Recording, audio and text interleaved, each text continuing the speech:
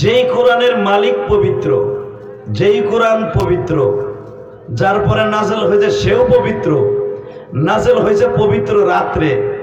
আবার এই কোরআনের পাতাগুলা যে দেখতেছেন, অক্ষরগুলি পাতার উপরে লিপিবদ্ধ, এই অক্ষরগুলোও পবিত্র। ঠিক না বেঠিক? যেই পাতার উপরে লেখা হয়েছে জানি না এই পাতাগুলা কোন বাঁশের কোন গাছের দিয়ে তৈরি করছে আমি জানি না। ঠিক না? হয়তো কারণ নিউজ প্রিন্ট যে পেপারটা, এই যে সাদা পাতাটা, এই সাদা পাতাটা বাবা বাঁশ দিয়া গাছ দিয়া যে কোনো জিনিস দিয়ে তৈরি হয়, তাই না?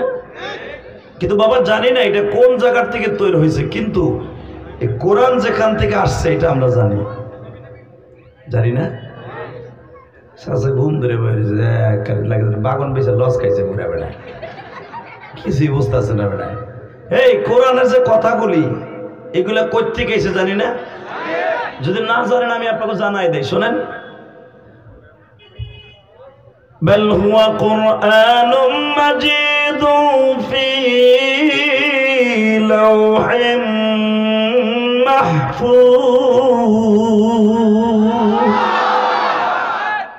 কোরআনকে জিজ্ঞেস করবেন তুই কইতে আইছো, এই কালো কালো অক্ষরগুলো কোন জায়গাতে আইছো, তোর বাড়ি কই?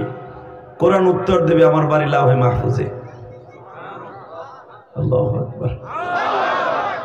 এইজন্য আল্লাহ পাক তার কথাগুলো কবিতার ভাষায় এইভাবে বর্ণনা করছে, যত্ন করে দিলাম কোরআন রত্ন করে রাখিও।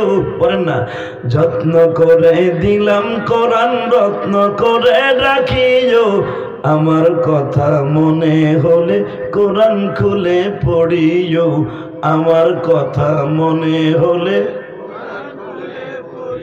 সবাই যে বলেন না কেন বাবা, একটু মহব্বতে পড়েন না।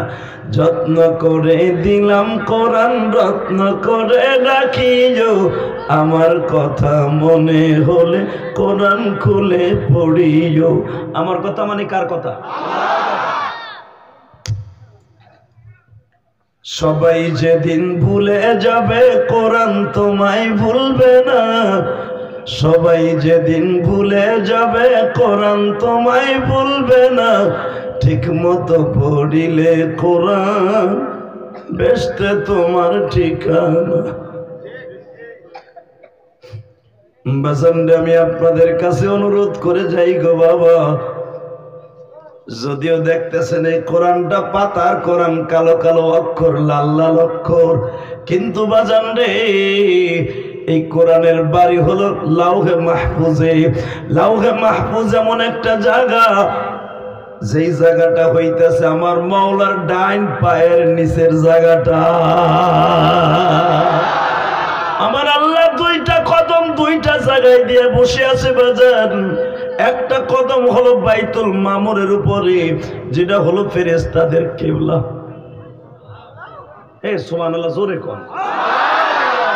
আমার সব সুন্দর হয়েছে, মাইক ভালো হয়নি। এই মুসলমানের পোলা ভালো করে বুঝবেন, আমার আল্লাহ লাউহে মাহফুজ বলা হয় আমার আল্লাহর ডাইন পায়ের নিচের জায়গাটা। এখানে 30 পারা কোরআন লিপিবদ্ধ করা আছে। বাজান এখন কানবেন, কে কইছে আপনার গুনাহ মাফ হইব না? গুনাহ করতে লাগবে 60 বছর 70 বছর, আর আমার মওলার মাফ করতে লাগবে মাত্র 1 সেকেন্ড টাইম, একটা সেকেন্ড টাইম। ঠিক না? বাজান গুনার কথা যদি আমি মনে করি যে আমি ইলিয়াস রহমান যদি মাফ পাবো, এমন গুনাহ করছি জীবনে আমি মাফ পাবো না। আমার কথা আমি বললাম, আপনার কথা বাদ দিলাম। আমি জীবনে এমন মন খারাপ, ভাষা গেঞ্জাম হয়েছে, 14 ফেব্রুয়ারি মনে মন কালাকালি হয়েছে। অনেক ফেসবুক শরীফের গোলামান আছে না, ফেসবুক শরীফ যারা আছেন এখানে চালান, এখানে অনেক গোলামান আছে ফেসবুকে। এই তো যমুনা সেতুর পারে গেছিল 14 ফেব্রুয়ারি, সুবিধা হয় না, অগমন তো খারাপ থাকবই, কতক্ষণ না কেন? চাচা আপনি বুঝবেন না, আপনি যে ঠিক করে লাভ নেই, আপনি কি চাতা বুঝেন? দাঁত নাই, মাপ নেই, দাঁত মিলে গেছে জামের বিচের মতো কালো। হ্যাঁ আমার গাড়ি 14 ফেব্রুয়ারি তুমি কি বুঝবা বুড়া? তোমার নাতিটা বুঝে, তোমার ছোট পোলারে জিগে গেল 14 ফেব্রুয়ারি কারে কারে বাপ, সে আপনার একবারে 4 কাপ হাতে দিয়ে কবে আব্বা ভ্যালেন্টাইন ডে ডে। আল্লাহ হেফাজত করেন, জোরে আমিন। পৃথিবীর সবচেয়ে বড় হারামজাদা দিবস, জেনা দিবস, ওটার নাম হলো 14 ফেব্রুয়ারি ভ্যালেন্টাইন ডে। ভালোবাসা দিবস যারে কোন, ভালোবাসা দিবস এটা মুসলমানের দিবস না, এটা হলো হারামজাদার দিবস, যাগো বাপ মায়ের ঠিক নাই অগ দিবস। তো এই দিবস যারা পালন করস নাই, তোরা আমার দোস্ত। যদি আল্লাহ আমাকে মাফ করে, আসাদুজ্জামানরে মাফ করে, লিটন ভাইরে মাফ করে, আপনাকে আল্লাহ মাফ করবে। আর যদি আপনারা খালেজ তওবা না করে কবরে যান, মায়ের একটাও মাটিতে পড়বে না।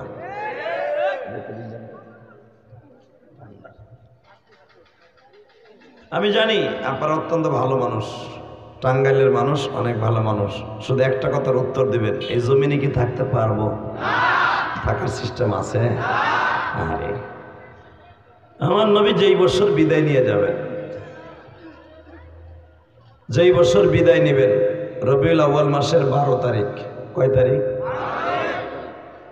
নবীর মৃত্যু তারিখের মধ্যে কোনো ইখতিলাফ নাই, 12ই রবিউল আউয়াল।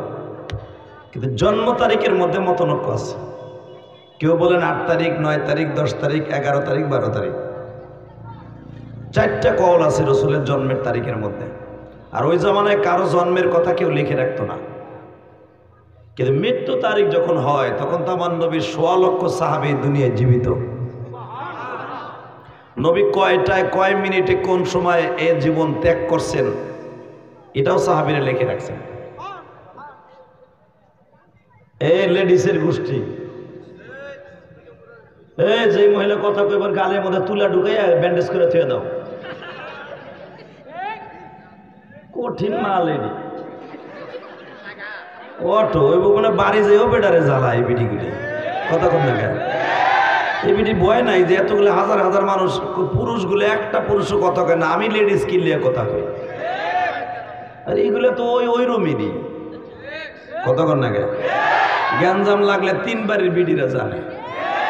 কারণ যেই মহিলার কণ্ঠ আমার এই পর্যন্ত আসে, তোর গলায় কি আওয়াজ দিছে আল্লাহ, হাডা বাস। আল্লাহ হেফাজত করেন, জোরকান আমিন, আরো জোরকান আমিন। এরপরে যদি কথা কয়, এমন কথা কম ওই মহিলা ওয়াজ হয়ে যাবো গা। রেডি? জোরে কন। মহিলার প্যান্ডেল কি কাছে দিয়েছেন নাকি লিটন ভাই? ভাকে দিলেই লেডিসের আওয়াজ, জাগা নাই আইসে কি লেগে গাছটা গাছে করতে আইসে, ও বইয়ে কেউ আর শুনতে আইসি নেবি। এখন অটো হয়ে গেছে গাড়ি। এই যে এইগুলো কথা এটা দেখ, কান ধরে তোর ধরে এই পর্দাগুলো উঠে পেলেন তো, পর্দাগুলো ডাইরেক্ট উঠেন। এই পর্দা উঠাও, পর্দা উপরে উঠাই তো, পর্দাটা আগে উঠাও। এখানে শীতের দিন নাই, এগুলো কি লেগে দিছে। পর্দা উঠাও, পুরো উপরে উপরে খুঁড়ে দিয়ে দাও, পর্দা পুরো উঠে পেলাম। দুনো পাশের পর্দা উঠাও, পর্দা উঠাও। পর্দার পেছে বই এই যে ডিজিটাল পোলাপান আছে না, 14 ফেব্রুয়ারিতে যাবো। আল্লাহ হেফাজত করুক, জোরকানা আমিন, আরো জোরকানা আমিন। উঠাও, পুরোটা উঠাও। এখন দেখি কোন বড় মেয়ের কথা কয়। একসাথে বলেন, সর্বময় ক্ষমতার মালিককে, এখানে আসার তৌফিক কে দিছেন? ওই আল্লাহর প্রশংসা বলেন তো দেখি আলহামদুলিল্লাহ। আমি আপনাদের সামনে কোরআন তেলাওয়াত করছি, আমি আবার কোরআন তেলাওয়াত করি, কেমন? আউযু বিল্লাহি মিনাশ শাইতানির রাজীম।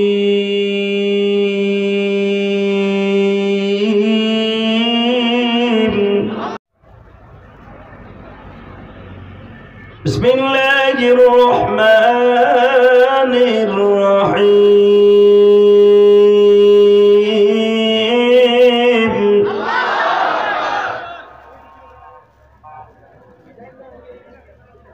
شهر رمضان الذي أنزل فيه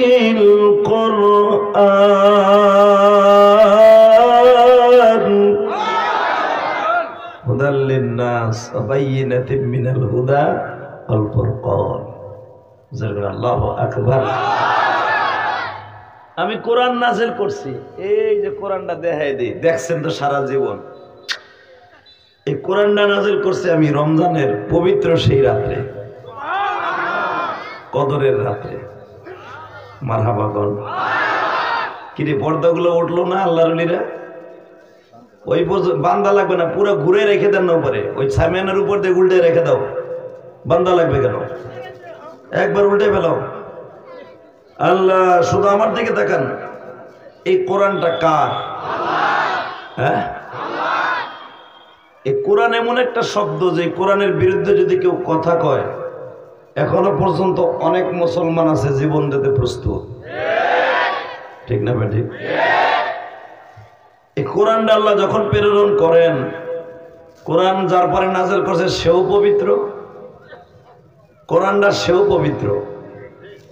যেই রাত্রে নাযিল করছে সে পবিত্র রাত। ঠিক না ঠিক? আরো সুন্দর করে বলে দেব, কোরআনের মালিকও দামি, কোরআনটাও দামি, কোরআন যার পরে নাযিল হয়েছে সেও দামি। যেই রাতটায় নাযিল হয়েছে ওই রাতটাও দামি।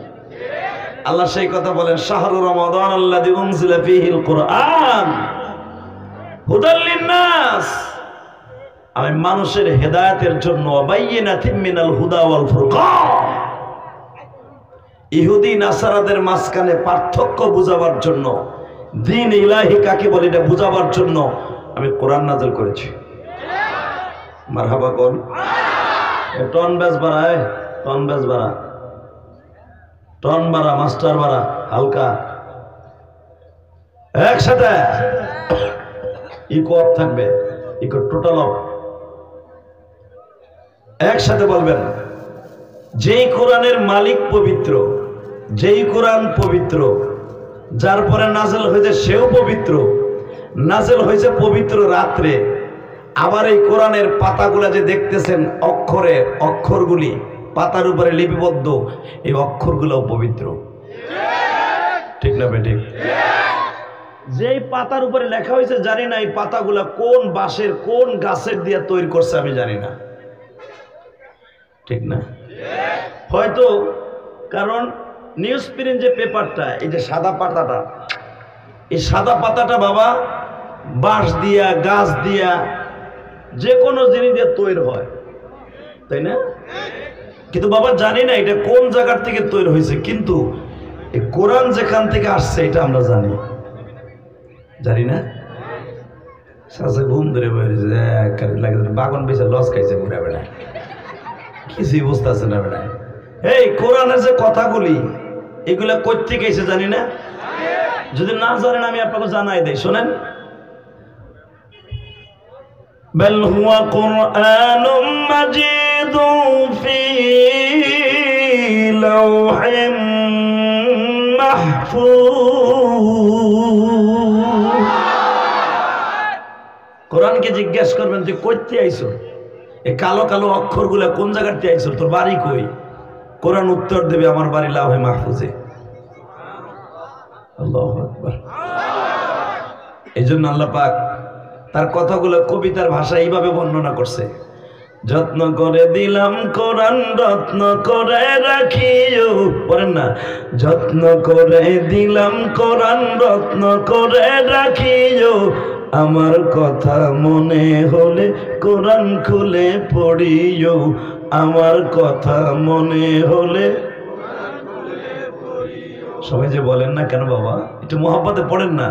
যত্ন করে দিলাম কোরআন রত্ন করে রাখিও, আমার কথা মনে হলে কোরআন খুলে পড়িও। আমার কথা মানে কার কথা? সবাই যেদিন ভুলে যাবে কোরআন তোমায় ভুলবে না, সবাই যেদিন ভুলে যাবে কোরআন তোমায় ভুলবে না, ঠিক মতো পড়িলে কোরআন বেস্তে তোমার ঠিকানা। বাজানরে আমি আপনাদের কাছে অনুরোধ করে যাই গো বাবা, যদিও দেখতেছেন এই কোরআনটা পাতার কোরআন, কালো কালো অক্ষর, লাল লাল অক্ষর, কিন্তু বাজান রে এই কোরআনের বাড়ি হলো লাউহে মাহফুজে। লাউহে মাহফুজ এমন একটা জায়গা যেই জায়গাটা হইতেছে আমার মাওলার ডাইন পায়ের নিচের জায়গাটা।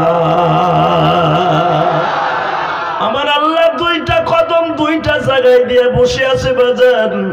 একটা কদম হলো বাইতুল মামুরের উপরে, যেটা হলো ফেরেশতাদের কিবলা।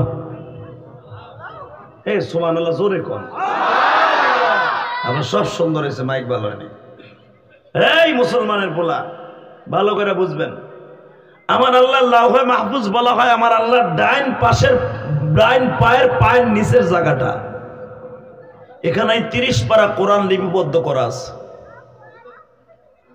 বাজান এখন কানবেন, কে কইছে আপনার গুনাহ মাফ হইব না? গুনাহ করতে লাগবে 60 বছর 70 বছর, আর আমার মওলার মাফ করতে লাগবে মাত্র 1 সেকেন্ড টাইম, একটা সেকেন্ড টাইম। ঠিক না বাজান? গুনার কথা যদি আমি মনে করি যে আমি ইলিয়াস রহমান যদি মাফ পাবো, এমন গুনাহ করছি জীবনে আমি মাফ পাবো না। আমার কথা আমি বললাম, আপনার কথা বাদ দিলাম। আমি জীবনে এমন কপালটা পুড়ে যাবে। ওয়াজের মাঠে বসে কখনো কান্নার জায়গায় হাসবি না, কারণ হাসার কতগুলো জায়গা আছে। আমি ইলিয়াস রহমান জাদি এখন হাসির ওয়াজটা কম করি, কারণ কি কেন যেন বারবার কবরের কথা মনে পড়ে যায়। আপনি দেখবেন বাবা যে গতকালকে একটা অ্যাক্সিডেন্ট করছে, আপনারা দেখছেন কেন জানি না, নোয়াখালী সোনাইমুড়িতে।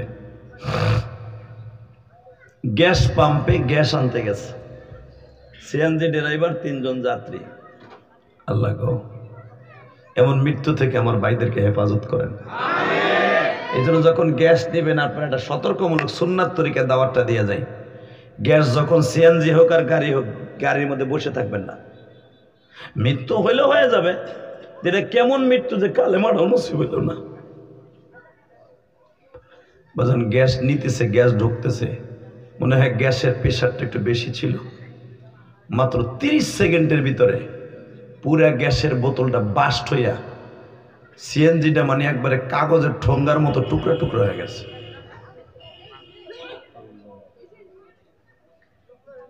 এখানে শেষ। এই কোনার কথা বলে একটা যুবক ভাই, যা তো, এগুলো মাহফিল নষ্ট করার জন্য আসছে।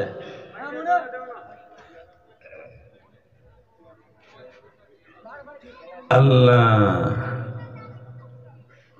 আমাদেরকে হেফাজত করেন, জোরে আমিন। একবারে দূরে দিয়ে আসে, একবার অনেক দূরে দিয়ে আসবে, পিটাই একবারে অনেক দূরে। এগুলো আর শুনতে হয় না, এগুলো মোবাইল চালাইতেছে।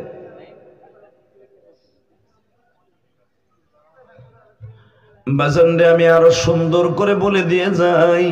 মাঝে মাঝে আমি বলি, আমি আমার ওয়াজের মধ্যে মাঝে মাঝে এই কথাটা আমার মনে পড়ে যায়। 7 বছরের মেয়ে তার বাবারে বলছে, বাবা গো আমার জন্য তুমি খিচুড়ি নিয়ে আইসো। লিটন ভাইয়ের কলিজার টুকরা একমাত্র সন্তান মাদ্রাসায় পরে যদি টেলিফোন করে বলে, আব্বু দোকান থেকে তুমি আমার জন্য খিচুড়ি পাঠাও, হয় না এরকম? বাবাই যাত্রা বাড়িতে ব্যবসা করত, দোকানের কর্মচারীটা নাই দোকানে। মেয়ে বলছে আর দেরি করে নাই, মোটর সাইকেলটা হাঁকাইয়া খিচুড়ি নিজে কিনছে। খিচুড়ির প্যাকেটটাকে হাতের মধ্যে নিয়ে মোটর সাইকেলে পিকআপ দিয়ে মোটর সাইকেলটা ছেড়েছে। রাস্তা ক্রসিং করতে যে বাসার মধ্যে ঢুকবে, পিছনের থেকে একটা টলি গাড়িতে এমন জোরে ধাক্কা দিছে বাবা, পিছনের চাকার নিচে পড়ে একবারে মাথার মগজ এক জায়গায়, বডি আর এক জায়গায়। খিচুড়ির প্যাকেটটা এখনো ঠিক আছে গো। আল্লাহর বান্দা পরপারে চলিয়ে গেল। আমি ইলিয়াসুর রহমান জিহাদি জানতাম ওই লোকটা আমার অনেক ভক্ত। জানাজায় গেলাম বাবা, যায় দেখি কাফনের কাপড়টা যখন পরিধান করে বাড়ির সামনে ফেলায় রাখছে। লক্ষ লক্ষ টাকার মালিক এই ছেলেটা, মাত্র 7 বছরের মেয়েটা। যখনই কাফনের কাপড়টা এইভাবে পরিধান করাইয়া বাড়ির সামনে রেখে দিছে, মসজিদের খাট বাসে পালকিতে। ছোট্ট 7 বছরের মেয়েটা বাবার এই লাশের কাপড়ের কাছে যাইয়া ডাকে আর বলে, আব্বু তুমি আমার জন্য খিচুড়ি আনলো না?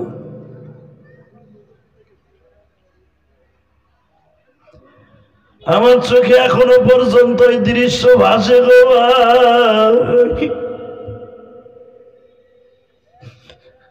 7 বছরের মেয়েটা বাবার লাশের পাশে যাইয়া বারবার বলে, আব্বু তুমি আমার জন্য খেজুরি আনলে না। আমার কলিজার টুকরা ভাইরা রে, ওই মেয়েটারে তুমি কি দিয়ে বুঝ দিবা? যাদের বাল্যকালে বাবা মা মারা যায়, ওর মতো দুঃখিনী আর দুঃখ মেয়া কেউ নাই।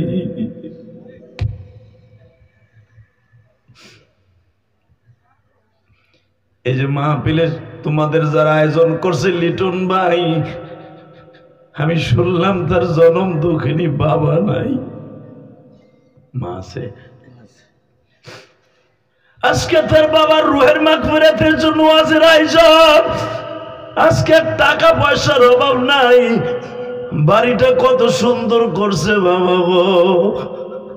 আজকে লিটনের সবই আছে, বাবা দুঃখ মেয়া পাইছে নাই। মন্দ হোক ভালো হোক, বাবা আমার বাবা,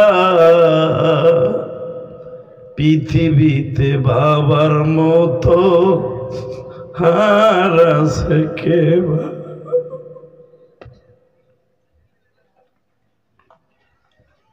আল্লাহ, এই শাবান মাসে যারা কাঁদবে, তুমি না কইছো শাবান মানে পরিষ্কার করার পাত্র। এদের চোখের পানি ছাড়া গুনাহ মাপ পরিষ্কার করার সিস্টেম নাই। আল্লাহ যারা গুনাহ মাপের আশা নিয়ে এখন কানবে, এদের বাবা মায়ের কবরটা জান্নাতের টুকরা বানায় দিবা। জোরে কোন আমিন, আরো জোরে কোন আমিন। বাবা, অনেক মানুষ মাহফিলে বসে মনে মনে ভাবে কালেকশন আছে, কালেকশনের আগে উঠে যায়। আপনাকে কোনো কালেকশনও নাই, সারিনা পয়সা দিতেও হবে না। পরাণ বইরে খালি আজকে ওয়াজ শুনবেন ইনশাল্লাহ। বলেন আল্লাহু আকবার, জোরে বলতে পারেন? শুধু আমি আপনাদের দুইটা পাও ধরে যাব, যারা লিটন ভাইয়ের মতো বাবা নাই তাদের জন্য আজকে সারপ্রাইজ।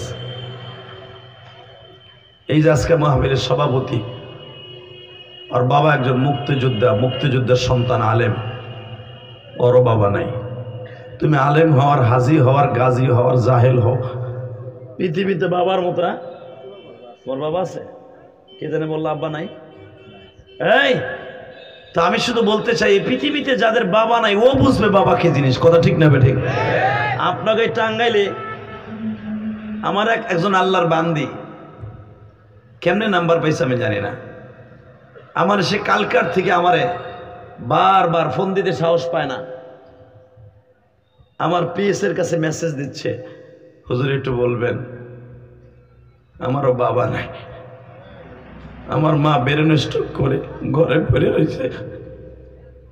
আমি যখন এখান দিয়ে আসতেছি, ওই যে সামনে ছেলেটা বসা, ও আমার হাত ধরে বারবার কান্না মাখা সুর দিয়ে বলে, হুজুর আমারও মা নাই। এই পৃথিবীতে যার মা নাই ওর মতো দুঃখী আর কেউ নেই। ঠিক না বেটি? জোরে কন, আরো জোরে, আরো জোরে। টাকা পয়সা সব পাবা। এই মাহফিল এখানে আসার পরে মাহফিল কমিটির এই লিটন ভাইয়ের আশেপাশে যত বন্ধু বান্ধব সবাই বলছে মা বাবার ওয়াজ করতে। মা বাবার ওয়াজ আমি করতে চাই না, কেন জানেন? একমাত্র করতে চাই না, আমি মার ওয়াজ করতে গেলেই পরের দিন আর আমি ওয়াজ করতে পারি না। কারণ মার ওয়াজ করতে গেলেই তো আমার কলিজাটা লাউ গাছের মতো ফুলে ওঠে। কারণ এই পৃথিবীতে যার মা নাই ওর মতো দুঃখী আর কেউ নাই। তা আমি তো 12 বছর বয়সে মা হারাই যেতাম, মায়ের ওয়াজ আমি কি করবো কর? আর আমি যেখানে যাই খালি মা বাবার ওয়াজ করতে গাই। আর মা বাবার ওয়াজ করবো না কেন? বর্তমানে যুবকগুলা একমাত্র জাহান্নামের রাস্তা হয়ে যাইতেছে মা বাপরে কষ্ট দেওয়ার কারণে। কথা কন না কেন? দইরাই মায়ের বিয়ে করার পরে হাওরের মারিটা ঘরে আসার সাথে সাথে বউ ঘরে আনার লগে লগেই মারে আলাদা করে। কথা ঠিক বলছি না বেটি? বলছি। আমি আপনাদের এই টাঙ্গাইলের কথা বলি না, আমি আমার কেরানীগঞ্জের কথা কই। এই মুসলমানের পোলা, এই কোরআন হাতে নিয়ে বলে গেলাম, তুমি রোজা বলো, নামাজ বলো, হজ বলো, জাকাত বলো, যাই কিছু বলো, মা বাপ যদি তোমার দোয়া না করে, কসম আল্লাহর, তারা যদি তোমার মাফ না করে তোমার কোনো আমল আসমানে যাবে না। কথা বলে না কেন? আজকে অধিকাংশ যুবক পরীক্ষায় ফেল করে, ফেলের পিছনে দেখবি একমাত্র মায়ের বরদোয়া। যেই সন্তানের ব্রেন কম কিন্তু 100% ভাবে যে সে মায়ের খেদমত করত, এই ছেলেটা কোনোদিন ফেল করে না। যে ফেল না করে ও দুনিয়াও ফেল করবে না, আখিরাতও ফেল করবে না। ইনশাআল্লাহ বলেন, আল্লাহু আকবার জোরে বলেন তো। কষ্ট হবে? হ্যাঁ। তাহলে এই পবিত্র মাসে, শাবান মাসে আমি চাই আপনারা সবাই শাবান মাসে কলমটারে ধুইয়া মুইসা পরিষ্কার করিয়া রমজানের জন্য প্রস্তুতি নেবেন। রাজি আছেন না নাই? আল্লাহ কবুল করেন, জোরে বলেন আমিন। আমরা তো বাজারে চা আইনা খেলে ধুইয়া দিলানি, কে আনছে চা? জানো যে আমার গলা ব্যথা, আমার ভাই আগেই কইছে বাবা গলা এত পরিমাণ ব্যথা, বিশ্বাস করেন ঢোক গেলতে পারি না। পাওয়ারফুল ওষুধ খাইতেছি, শরীর শক্তিও হয় না। 45 টাকা করে এক একটা ক্যাপসুল খাইতেছি, তারপরে গলার ঠিক হইতেছে না। তারপরে ওয়াজ তো আর মিস করে পারি না। পারি? যদি আজকে ওয়াজ মিস করতাম, লিটন ভাই তো হ্যাঁ এই আসাদুজ্জামানরা কইতো বেড়া আমার জীবনে প্রথম ওয়াজ দিলে এটা শেষ করিয়া। ঠিক না ভাই? ঠিক। আল্লাহ আপনি আমার মাফ করে দেন, জোরে বলেন আমিন। আরো জোরে বলেন আমিন। শুধু আমার সাথে একটা কথার উত্তর দিবেন, এই পৃথিবীতে থাকতে পারবো না, থাকার সিস্টেম নাই। পারবো? পারবো? পারবেন আপনি থাকতে? আরে আমার নবী যে থাকার, সেই তো থাকতে পারে নাই। কথা কন না কে? আপনাদের জানা আছে মুসা আলাইহিস সালাতু ওয়াস সালাম, তার ওনার ইন্তেকালের আগে আজরাইল আইছে তার সালাম দিয়ে, আসসালামু আলাইকা ইয়া মুসা কালিমুল্লাহ। তো প্রথম মুসা আলাইহিস সালাম যখন আজরাইল তার কাছে আসছে, প্রথম সালাম দেয় নাই। প্রথম সালাম না দিয়া দাম করে এসে কইতেছে, হে মুসা ভালো আছেন? কেফা আলাইকা ইয়া মুসা? ওয়ালাইকুম আসসালাম। সালাম দেয় নাই। মুসা আলাইহিস সালাম আন্তাজিকা, নবীদের কাজ তো খালি ওয়ালাইকুম আসসালাম বলা। কথা ঠিক না বে ঠিক? যখন বলছে ওয়ালাইকুম আসসালাম, আজরাইল বলতেছে আমি তো আপনার সালাম দেই নাই, তবে একটা কথা কই, কি আপনার মরার টাইম হয়ে গেছে, হইয়া পড়েন। মুসা আলাইহিস সালামকে আমার মরার টাইম হয়ে গেছে গা? কয় হ। কয়তো এদিকে আয়েন। কাছের ডাইককে নিয়ে এমন থাবুর দিছে, চোখ খুলে ঝুলে গেছে গা। সুবহানাল্লাহ বাইতে যে কইেন সুবহানাল্লাহ, যে যত জোরে কবেন একটা লাভ হইব। জান্নাতের ভিতরে আপনার নাম, আপনার বাবার নাম সহ একটা সুবহানাল্লাহ গাছ আল্লাহ নিজে লাগাই দিবেন। যখন বলছে আপনি হইয়া পড়েন, আপনার হায়াতে জিন্দিগি শেষ, মুসা কয়তে দিকে আয়, কাছে নিয়ে এমন থাবুর দিছে, চোখ খুলে পড়ে গেছে গা। মুসা পয়গম্বর ডাক দিয়ে কয়, কেমন লাগে এখন? চোখটারে যাইতে ধরে আল্লাহর কাছে গেছে, আল্লাহ আমি জীবনভর মানুষের থাবড়ায় জান আনে, আর হে আমারই জান বাইর করে দিছি। এটা আমার বাপের বানানোর কথা না, ডাইরেক্ট হাদিসের কথা। যখন মারহাবা, আজরাইল আলো মানুষের সাইজ করে কেলায়, ঠিক না বেঠিক? আজরাইলই কেলায় দিছে। সে হে কয় নাম্বার আজরাইল? এখন আল্লাহ কইব আজরাইলে তাড়াতাড়ি আই বিশেষজ্ঞ, অর্থাৎ চক্ষু হাসপাতালে ভর্তি হওয়ার, চোখের ট্রিটমেন্ট করা লাগবে না? হ্যাঁ কে হসপিটালে যাওয়া লাগবে না? আল্লাহ বলতেছে এদিকে আজরাইল আপনাকে একটা জাতা দিছে, জাতা দেয়া লাগে না। আল্লাহ আল্লাহ কইছে ভালো হয়ে যা, ভালো হয়ে গেছে। ভালো হইবার পরে বলে, ঘটনা কি তোরে থাবুর দিছে কে? আমি যে কইছি আপনি হইয়া পড়েন, সময় শেষ। ইদা জা আজালহুম লা ইস্তাখিরুনা সাআতা ওয়া লা ইস্তাকদিমুন, এটা খালি কইছি। হায়াতে জিন্দেগি যখন শেষ, 1 সেকেন্ড টাইম পাবেন না, হইয়া পড়েন। হে কোনো কথাবার্তা নাই, আমার পাশে বসায় থাবুরেটা মেরে দিছে। আল্লাহ বলে, আজরাইল রে ফ্যাক্টর ওখানে না, তুই সালাম দিছিলি? সালাম দেওয়ার টাইম কো, তার আগে তো চোখ বের করে দিছে। আমার টাইম পাম কোন সময়? আবার এ যে আমার চাইতে বড় ভাই, এটা তো আমি জানতাম না। আল্লাহ বলে, তাই না? ঠিক আছে, তুই কি করছো, এটা রেজাল্ট এখনই বের হয়ে যাবে। আল্লাহু আকবার জোরে বলেন তো। তুই দূরে দাঁড়ায় থাকবি, জিবরাইল আগে যাবি। Order order order. আনা জিবরাইল, আসসালামু আলাইকা ইয়া মুসা কালিমুল্লাহ। ওয়ালাইকুম আসসালাম। একটু আগে একজন আইছিল আপনার কাছে, চোখ বাইর করে দিয়েছেন। ফেরাউনের বংশের লোক দিছি ওরে থাপড় দিয়ে চোখ বাইর করে। জিবরাইল চোখটা এইভাবে তাকায় বলে, মুসা ভাই রে, তার নাম শুনলে মানুষ এমনি ভয়তে কাঁপে। কয় তার নাম কি? কয় মালাকুল মউত। মুসা আলাইহিস সালাম থরথর করে কাঁপতাছে। কি বললা? সে আসলে আজরাইল, মালাকুল মউত। আজরাইল ওনার নাম না, ওনার নাম মালাকুল মউত। বাজান রে, এবার আমার দিকে তাকান। যখন শুনল এই লোকটাই মালাকুল মউত, আজরাইল, মুসা পয়গম্বর থরথর করে কাঁপতাছে আর বলে, জিবরাইল রে,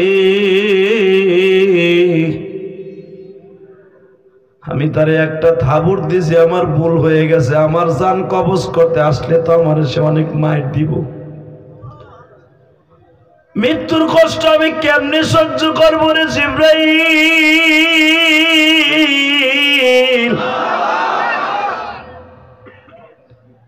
তুমি একটু আজরাইল রে বুঝাইয়া কইও, সে যেন আমার প্রতিশোধ না নেয়। জিবরাইল বলে, যা হবার হয়ে গেছে, কিন্তু শর্ত একটা কথা, সত্য কথা বলেন, আপনি কত হাজার বছর বাইচা থাকতে চান? সঙ্গে সঙ্গে বলতেছে, আমি কত হাজার বছর বাইচা থাকবো, আমি বাঁচলে কতদিন বাঁচতে পারবো? বলে, আপনার মাথার উপরে যতগুলা পশম আছে, এই পশম পরিমাণ আমি হাত দিব, যতগুলো পশম আপনার মাথার মধ্যে পড়বে তত বছর আপনি বেঁচে থাকবেন। জিবরাইলের কথা শুনে মুসা পয়গম্বর বলে, এরপরে কি আমার মৃত্যু হবে না? কয় হ্যাঁ, যদি মৃত্যু হয় গো, আমি একটা সেকেন্ড আর বাঁচতে চাই না, আল্লাহর ডাকে চলে যাইতে চাই। যখন বলছে আমার চলে যাইতে চাই, আল্লাহু আকবার বলো। দাঁড় দাঁড় করে মুসা পয়গম্বর কাঁদে আর বলে, আজরাইল রে, আমি তোমারে চিনতে পারি নাই, তুমি আমারে মাফ করে দিও। আজরাইল প্রতি উত্তরে বলতেছে, মুসা নবী, দুনিয়ায় যদিও দেখতেছেন আমার নাম আজরাইল, মালাকুল মউত, আমি বেঈমানের সামনে যখন জানটা কবজ করতে যাই, আমার মাথা থাকে আসমানে, জমিনে থাকে পা, আমার এক একটা দাঁত থাকে উহুদ পাহাড়ের মতো। কিন্তু নেককারের কাছে যখন আমি জান কবজ করতে যাই, ছোট বাচ্চার মতো, সাধারণ মানুষের মতো হয়ে যায়। এবার কাঁদবেন। আজরাইল তার জীবনের সবচাইতে বড় ভয়ঙ্কর চেহারাটা আমার নবীরে দেখাইছিলেন মেরাজের রাত্রে। আপনার মন খারাপ? আজরাইলের আসল চেহারা দেখবেন না নকলটা দেখবেন? আসলটা দেখবেন, তাহলে তো কেলানি খাবেন। কোন যে নকলটা দেখবো? ইনশাআল্লাহ বলেন, আল্লাহু আকবার বলেন। আমার নবীরে আসল চেহারা আজরাইল দেখাইছিল আমার নবীরে মেরাজের রাত্রে।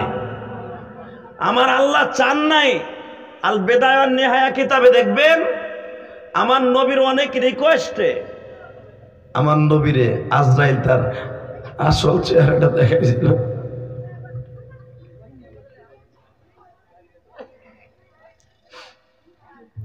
আজরাইল বসবাস করে চতুর্থ আসমানে। কোথায়? যেখানে সূর্যটা লটকানো। এই যে বাতি দেখছেন না, বাতি, এই বাতি যেখানে লটকানো, এই লটকানের মতো সূর্যটা আল্লাহ লটকায় রাখছেন চতুর্থ আসমানে। আল্লাহু আকবার বলেন। চতুর্থ আসমানে সূর্যটা রাখছে। যদি প্রথম আসমানে সূর্য রাখতো, এই জমিনটা পুইরা তামা হয়ে যেত। এই সূর্যের তাপকে নিয়ন্ত্রণ করার জন্য সূরা বুরুজের তাফসিরে দেখবেন, ওয়াস-সামা ইযাতিল বুরুজ ওয়াল ইয়াউমিল মাউউদ ওয়া শাহিদিন ওয়া মাশহুদ। কক্ষ বিশিষ্ট আসমানের কসম। এই কক্ষ বিশিষ্ট আসমানের কসম বুঝিতে আল্লাহ কি বুঝাইছে? ও নবী, আমি প্রথম আসমানকে বানাইছি সুদা পানির বরফ দিয়া। আল্লাহ সুবহানাল্লাহ যারা আসতে কইছে, বাড়ি ঘর তুমি চিনো, আর যাওয়ার আগে লুলা বানায় হেলাবা। আরো জোরে। আরো জোরে। আমি যদি মহিলা প্যান্ডেল যে কইতাম সুবহানাল্লাহ কোন, মহিলারা পর্দা উড়ে হেলাইতো। পুরুষগুলা বর্তমানে গেছে শরীফুল থেকে শরীফ হইয়া। আরে আল্লাহ, আমার শাশুড়ি শেখ হাসিনা এই জামানায় মনে কইতেছে সরকারের বদনাম যত কিছু আছে বাইর করে ছাড়বো। আরে যতই চেষ্টা করো, বাংলাদেশের মুসলমান তোদের এই থিওরি মাইনে নিব না। কথা কন না কেন? বেরাক ইউনিভার্সিটিতে এই যে শরীফুল থেকে শরীফা দেখছেন, চাচা বুঝেন এগুলা কিছু? বুঝবেন না, গোড়ার ডিম কি বুঝবেন আপনি? আপনার সময় তো শেষ। আগে আসিল বেড়া শরীফুল, বোঝেন নাই মনে হয়? নাম কি এটা? লেডিস না জন্ডিস? পুরুষ। শরীফুল কি মহিলার নাম? জোরে কন। মুখ ডাকছো কেন? কে সিজলা আসেনি? এই পোলাটাই কথা কয় রাস্তায়, পরে কান সাদরা দূরে দে, ওর কণ্ঠ আমি শুনছি রাস্তায় বইয়া।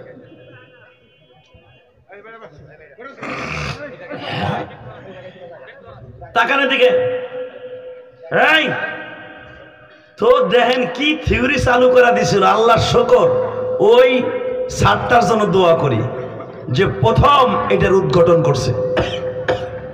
আলহামদুলিল্লাহ বলেন। আগে আসল শরীফুল, তোর মানে নাম হলো শরীফুল।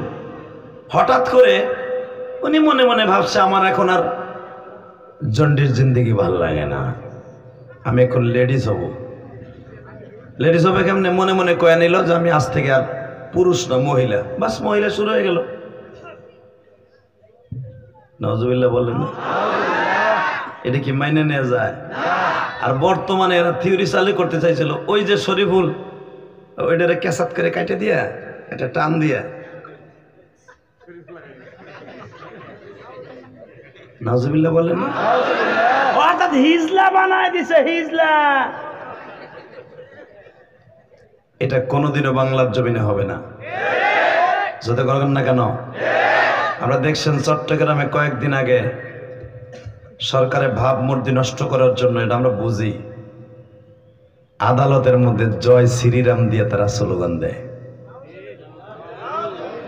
95% দেশে জয় শ্রীরাম দেশ, এটা তোদের দিল্লির মসনদ না, এটা শাহজালাল আমানের দেশ, শাহ মাকদুমের দেশ, খান শাহজাহানের দেশ, এই টাঙ্গাইলের জমিনের দেশ, তাবলিগওয়ালাদের দেশ, সরমনে আল্লাহর কুতুবের দেশ, লক্ষ লক্ষ কোটি কোটি হাফেজে কোরআনের দেশ।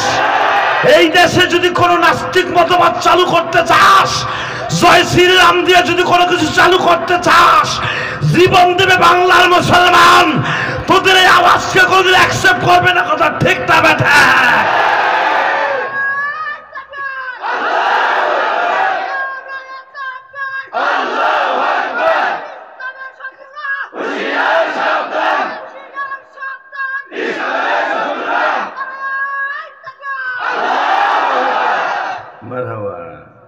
তোর নাম কি রে? মন্ডল বংশের পোলা? মারহাবা বলেন। বয়স তো মনে অনেক বেশি হবে না? আমি তুই কুলে বললাম, মাফ করে দেন আমাকে। আমি তো আল্লাহ কবুল করেন, দরকার আমিন। হ্যাঁ, এই কণ্ঠগুলাকে আল্লাহ জান্নাতের পানি দিয়ে কিনবেন। এই বয়সে তাকবীর দিল, আর তুই শরীফুল থেকে শরীফ হয়ে গেছস যে তোর তো কোন নাই কিছু, তোরটা তো কাইটে লাইছে। তুই তো শরীফ আজকে। এ শরীফুলের গোষ্ঠী দেখছেন, চিন্তা করে এই শরীফুল আর শরীফ কেন দিল? এ শরীফ কেন? কে শামসু শুনছু কোবা শামসু দিতে পারলো না? শামসু থেকে শামসুন না হারতাই দিত, শরীফুল থেকে শরীফা কেন দিছে? এটা বিশ্লেষণ করে দেখো। বাংলাদেশের অনেক উলামা একরাম বিশ্লেষণ করে দেখছে, শরীফা কেন আনলো, শরীফুল কেন আনো। এই দেখেন, আমার দিকে তাকান, কোরআন শরীফের উপরে লেখা আছে কোরআন শরীফ।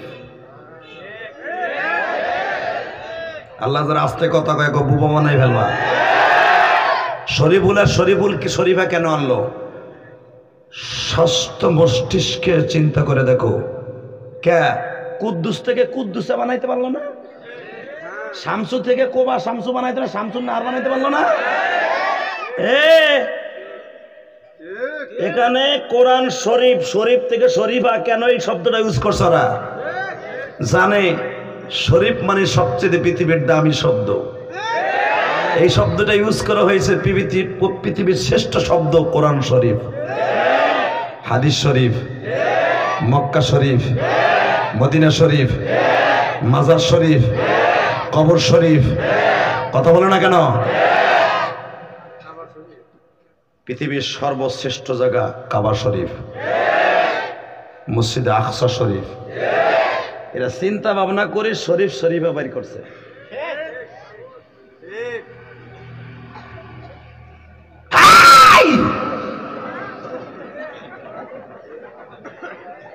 জীবন যাক আর থাক, কোন নাস্তিকের এই চিন্তা ভাবনা বাংলার জমিনে, শাহজালাল আমানের জমিনে হবে না, হবে না, হবে না। শব্দ আর পাস নাই, আমাকে পবিত্র জায়গায় আঘাত করছো শরীফা দিয়া না। শরীফ থেকে শরীফা এগুলো আমরা বুঝি। আবার যেদিন থেকে শরীফ থেকে শরীফা বানাই ফেললা, তার 2-3 সপ্তাহ 1 মাস পরেই জয় শ্রীরাম দিয়ে তোমরা আমাকে কলিজা আঘাত করতে চাও। এটা দিল্লির মসনদ ভাইব না। এই দেশ থেকে আমরা মুক্তিযোদ্ধারা কুত্তার মতো পিডাইয়া হানাদার বাহিনীকে এই দেশ থেকে তাড়াইছি। বাংলাদেশের মুসলমান জীবন দিতে পারে, কোনো বেঈমানের কাছে ঈমান বিক্রি করতে পারে না। কথা বলেন, রাজি আছেন না নাই? রাজি আছেন না নাই? কারা কারা রাজি আছেন? কোরআনের জোরে জিবুল আল্লাহকে হাত উঁচু করে দেখায় দাও।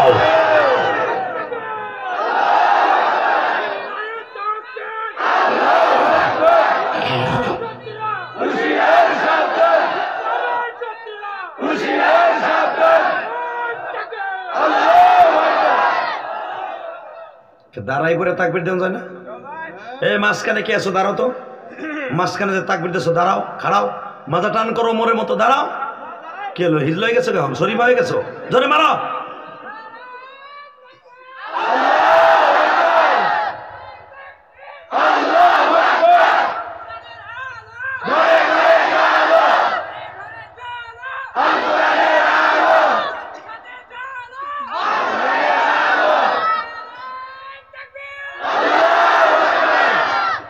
এই যুবক, তোর পাও দূরে ধরে যাচ্ছি। টাঙ্গাইলের যুবক, পৃথিবীতে যতই শরীফের বিরুদ্ধে, কোরআন শরীফ, মদিনা শরীফ, মক্কা শরীফ, বাইতুল্লাহ, কাবা শরীফ, আমার নবীর রওজা শরীফ, এই পবিত্র শব্দটা যতই অপবিত্র স্থানে রাখতে চাও, পৃথিবীর কেউ না বুঝলে আমরা মুসলমান বুঝি। জীবনের বিনিময় হলো এই শরীফ শব্দটা শরীফ জায়গায় থাকবে। বাইতুল মুকাদ্দাস শরীফ তোরা চাইতেছস নাপাক বানাইতে, বেজরমা ইসরাইলরা। জীবনের বিনিময় হলো বাইতুল মুকাদ্দাস কোনো বেঈমানের হাতে যাবে না, যাবে না, যাবে না, যাবে না, যাবে না। কারণ এই দেশ থেকে আমার নবী ইমামুল মুরসালিন খেতাব পেয়েছে। এই বাইতুল মুকাদ্দাসের দরজার সামনে দাঁড়ায় আমার নবীদেরকে পিছনে ফেলে ইমামতি করেছে। এখান থেকে এত তাড়াতাড়ি কোনো বেঈমানের হাতে বাইতুল মুকাদ্দাস দখল করতে পারবে না, ইনশাআল্লাহ। বলেন আল্লাহু আকবার, জোরে বলেন। কেন এই দেশটা বেঈমানের হাতে যাবে? এই দেশে ঘুমিয়েছে আমার জাতির পিতা ইব্রাহিম। আমি এক একজন নবীর নাম নিব, আপনি আসমান জমিন কাঁপায় আল্লাহু আকবার বলবেন। কেমন? হ্যাঁ, পিছনেতে যাও না, গেলে কিন্তু আজকে লুলো হয়ে মরবা একসাথে। এই বাইতুল মুকাদ্দাসের থেকে মাত্র 10 কিলোমিটার দূরে ঘুমিয়ে আছে আমার জাতির পিতা ইব্রাহিম। এই বাইতুল মুকাদ্দাস থেকে 13 কিলোমিটার দূরে ঘুমিয়ে আছে নবী সুলাইমান। এই বাইতুল মুকাদ্দাসের উত্তর গেটে ঘুমিয়ে আছে নবী জাকারিয়া। বাইতুল মুকাদ্দাসের উত্তর গেটে ঘুমিয়ে আছে নবী ইয়াহইয়া। বাইতুল মুকাদ্দাস থেকে মাত্র 27 কিলোমিটার দূরে ঘুমিয়েছে নবী ইউসুফ। বাইতুল মুকাদ্দাস থেকে 100 কিলোমিটার দূরে ঘুমিয়েছে নবী মুসা। তার 13 কিলোমিটার দূরে ঘুমিয়েছে তার ভাই হারুন আলাইহিস সালাম। এই বাইতুল মুকাদ্দাস থেকে কয়েক কিলোমিটার দূরে ঘুমিয়েছে নবী ইউনুস। একবার একেবারে বাইতুল মুকাদ্দাসের সাথে লাগানো। ঘুমিয়েছে যে বাইতুল মুকাদ্দাসের নির্মাতা, যিনি বাইতুল মুকাদ্দাস নির্মাণ করেছেন, নবী ইয়াকুব, তার বাবা ইসহাক, এতগুলো নবী, 3000-এর উপরে নবী ঘুমিয়েছে বাইতুল মুকাদ্দাসে। বেঈমানগুলো দখল করে নিয়ে যাবে এত সহজ? জীবনের বিনিময় হলো বাইতুল মুকাদ্দাস কোনো বেঈমানের হাতে বিক্রি হবে না, হবে না, হবে না, ইনশাআল্লাহ বলেন। আল্লাহু আকবার জোরে বলেন তো। কষ্ট হইতেছে? টাকা নেই দিকে।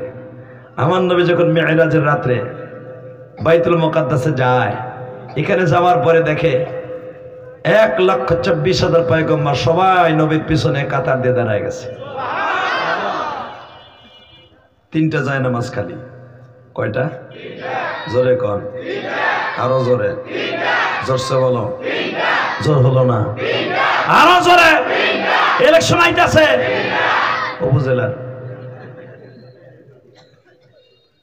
3টা জায়নামাজ খালি, লক্ষ লক্ষ মানুষ কাতার বন্দী হয়ে দাঁড়ায় গেছে। 3টার ভিতরে দাম করে জিবরাইল যায় একটা দাঁড়ায় গেছে। আমি আর ওয়াজি করব না। আল্লাহুম্মা আমিন। না না, সুবহানাল্লাহ, সুবহানাল্লাহ। এবার লাস্ট চান্স। 3টা জায়নামাজের ভিতরে একজন যে জিবরাইল খাড়ায় গেছে, ধাক্কা দিয়ে মিকাইল রে কয় তুই খাড়াই রেছিস, তুই এনে খাড়া। কিন্তু সব কাতার ফিলাপ, একটা জায়নামাজ বাকি সামনে।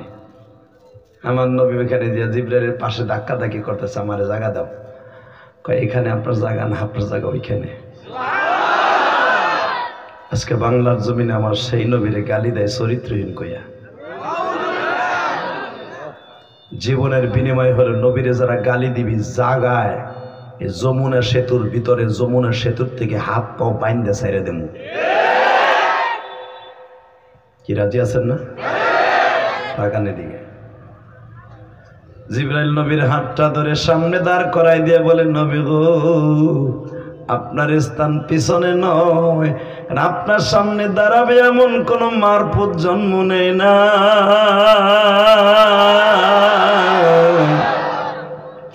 জান গো নবী জান, ইমামতি করে নেন। এ আমার টাঙ্গাইলের বাইরে রে, চোখের পানিতে আমার মাওলারে খুশি করবা। এই যে গত মাসটা চলে গেছে মেরাজের মাস, এখন হলো শাবানের মাস।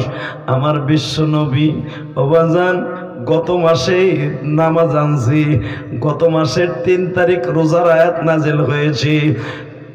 রজব মাসটা এত দামি মাস, যেই মাস 4টা উদিত হলেই নবী দোয়া করতেন, আল্লাহুম্মা বারিক লানা ফি রজব ওয়া শাবান আবাল্লিগনা রমাদান। বাজানরে রজব আর শাবান মাস হলো রমজান মাসের জন্য প্রস্তুতি নেয়ার মাস। আমি দেখব এখন সুবহানাল্লাহর আওয়াজ দিয়ে কলবটারে ধুইয়া মুইসা পরিষ্কার বানাবো। আমার আল্লাহ তোমার জন্য জান্নাতের ফুলের বাগান করে রেখে দেবে। শুধু এখন দিলটা নরম করবার, নবী আমার ইমামতি তো জীবনে করে নাই গো বাবা।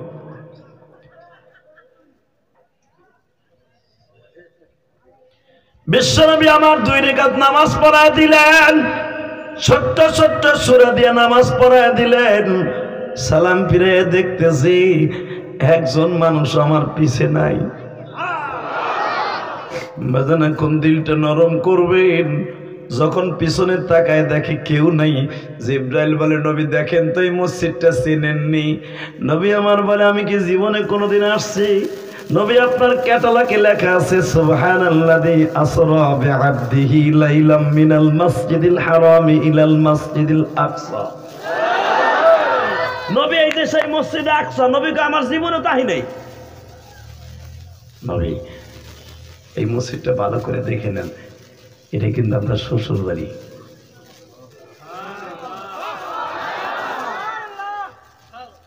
নবীকে আমার শ্বশুর বাড়ি মানে? নবী গো, এই ঘরটার উত্তর পাশে একটা মহিলা শুয়ে আছে, নাম তার মারিয়াম। মারিয়ামের সাথে কিয়ামতের মাঠে আমার আল্লাহ নিজে খুতবা দিয়ে আপনার বিয়ে পড়াই দেব। আল্লাহ সুবহানাল্লাহ যারা আসতে কইছে এগো জান্নাতে জায়গা করে দিবা না। আমার নবী পট করে কই তাহলে আমার যদি আল্লাহ বিয়ে দেয় তাহলে বিয়ের বরযাত্রী কারা হইবে? কয় উম্মতে মুহাম্মাদি। কিয়ামতের মাঠে আমার নবীর সাথে 4টে মেয়ের বিবাহ হবে। কয়টা? জোরে কও।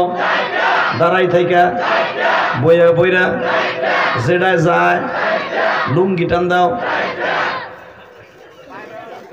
এদিকে তাকান, 4টে মেয়ের সাথে আমার নবীর বিয়ে হবে। 1 নম্বরে বিয়ে হবে আমার মা মারিয়ামের সাথে, 2 নম্বরে মা আসিয়ার সাথে। আল্লাহু আকবার, আল্লাহু আকবার। তাকান এদিকে, মা মারিয়ামের সাথে বিয়ে হবে। নবী, এটা আপনার শ্বশুর বাড়ি।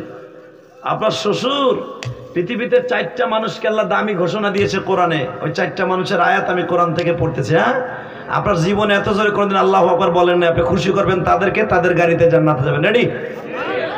ইন্নাল্লাহা আস্তাফা আদম ওয়া নূহা ওয়া আলা ইব্রাহিম ওয়া আলা ইমরান আলাল আলামিন।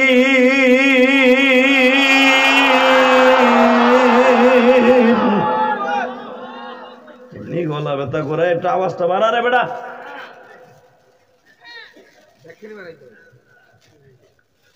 এই তাকান এদিকে, আল্লাহ পাক বলতেছেন কোরআনে, এটা আমার গোপালগঞ্জের কথা না। ইন্নাল্লাহ হাসতাফা আদম ওয়া নূহ ওয়া আলা ইব্রাহিম ওয়া আলা ইমরান আলাল আলামিন। পৃথিবীতে যত দামি মানুষ আছে তাদের মধ্যে আমার কাছে আদম নবীর ফ্যামিলি, নূহ নবীর ফ্যামিলি। নূহ নবীর 4টা সন্তানের মধ্যে সবাই না, তবে একটা সন্তানের কথা আল্লাহ এখানে বলছে কোরআনে। 3 নম্বরে হলো ইব্রাহিমের ফ্যামিলি, 4 নম্বরে হলো ইমরান আলাল আলামিন। উলামা ইকরাম বুঝবেন, সারা পৃথিবীর মধ্যে দামি ফ্যামিলির মধ্যে ইমরানের ফ্যামিলি।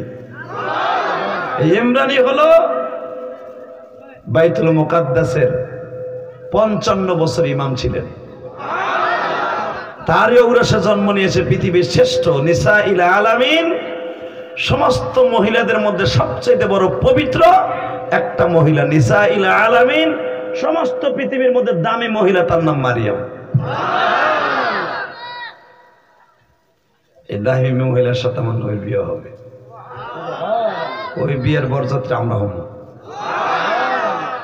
নবী আমার বাবা, আমার বাবার বিয়ের বরযাত্রী আপনি হইতে চান না? সবাই চান? সবাই যাবেন? বরযাত্রীর দাওয়াত পেলে সবাই যাবেন তো? সবাই থাকবেন তো ইনশাল্লাহ? আল্লাহকে হাত উঠে দেখান তো কে কে থাকবেন না।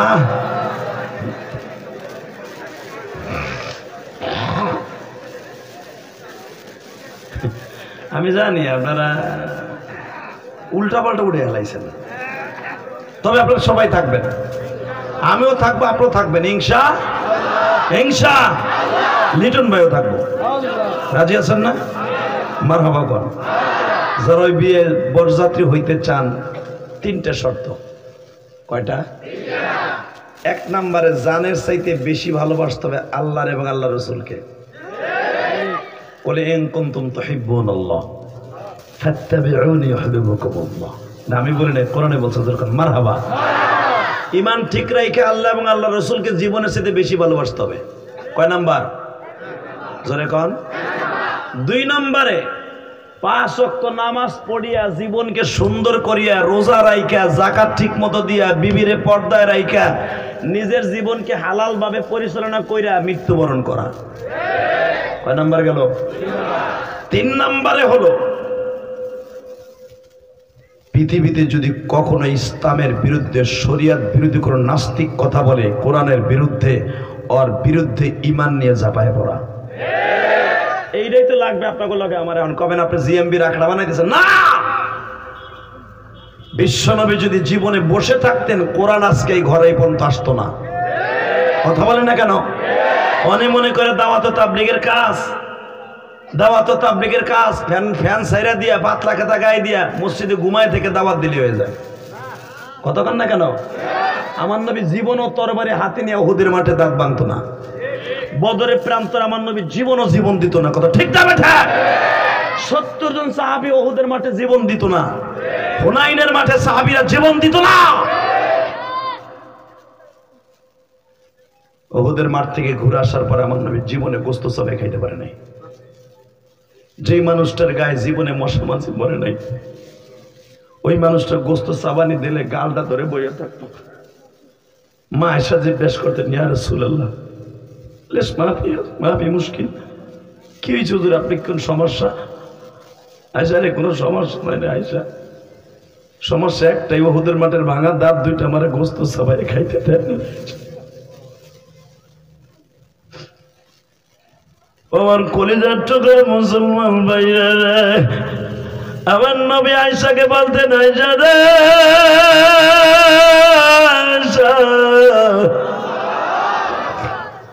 ওদের মাঠের দিকে আসার পরে জীবনে কোনোদিন আমি গোশত চাবাইয়া খেতে পারলাম না।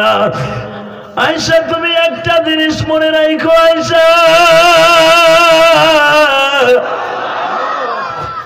আমার এই দাঁত ভাঙ্গা ইসলামকে নিয়ে যারা উপহাস করবে, আমি নবী কিয়ামতের মাঠে তাদের সাথে সাক্ষাৎ দিব না। মা আয়েশা তখন নবীরে বলছিলেন, নবীজি আপনি কি আল্লাহকে বলতে পারেন নাই দাঁত দুইটা আল্লাহর জান্নাতের কোন পাথর দিয়ে বাঁধায় দিতে? বাজার এখন চিল্লাবার কান্না। আমার নবী বলে, আয়েশা রে আবার আল্লাহ প্রতি ওয়াক্তে প্রতিটা সময় বলে, নবী গো আপনার ভাঙা দাঁত দুইটা দেখতে আমার খুব খারাপ লাগে, আমি আপনার দাঁত দুইটাকে জান্নাতের পাথর দিয়ে বাঁধায় ক্যাপ লাগায় দেয়। আমার নবী বলে, বলি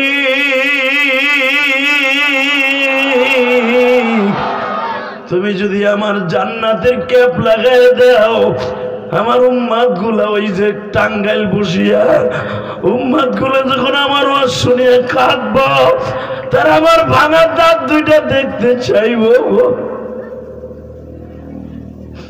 কিয়ামতের মাঠে আমি আমার উম্মতের সামনে ঠোঁট দুইটা উঁচা করে দিয়ে বলবো, উম্মতের আরে দেখ আমি তোদের জন্য কোরআনের জন্য দাঁত ভাঙছি।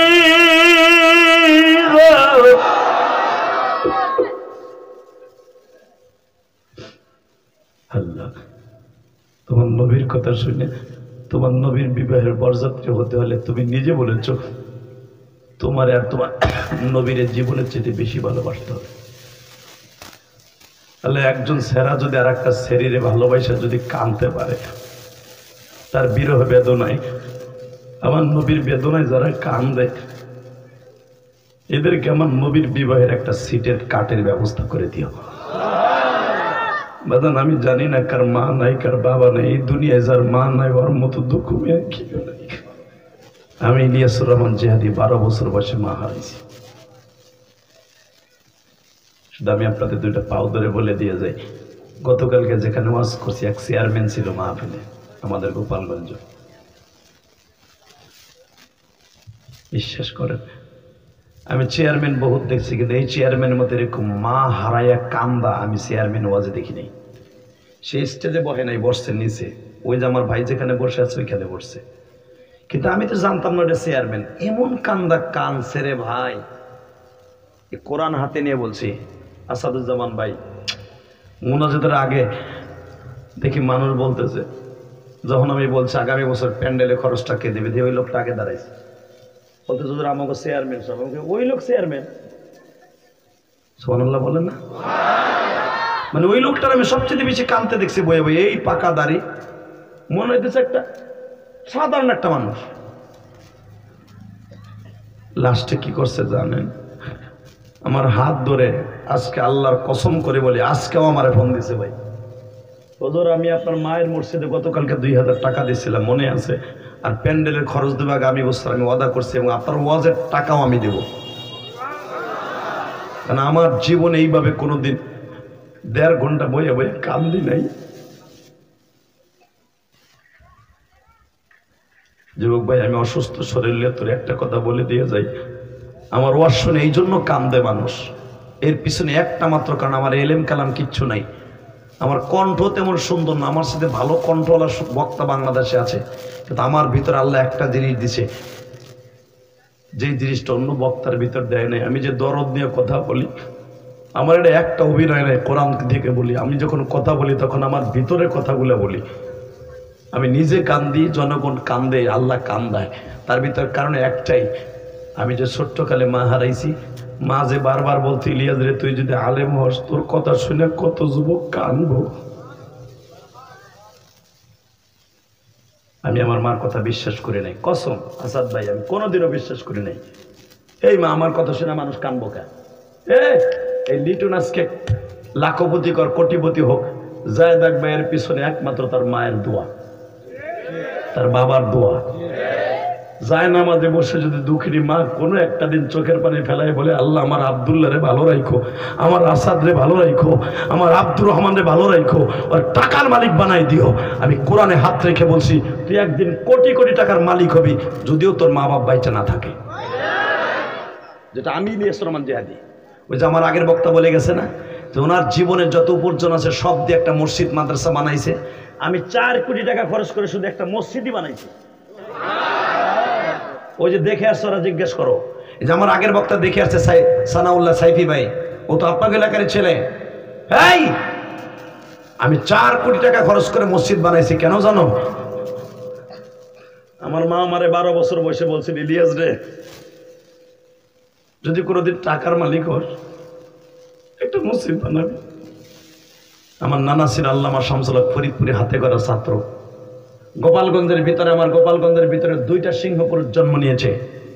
একটা হলো বঙ্গবন্ধু পলিটিক্যাল হিসাবে, আর একজন হলো আধ্যাত্মিক রাহাবার হিসাবে, রাজপথের লড়াকু সৈনিক আল্লামা শামসুল হক ফরিদপুরি।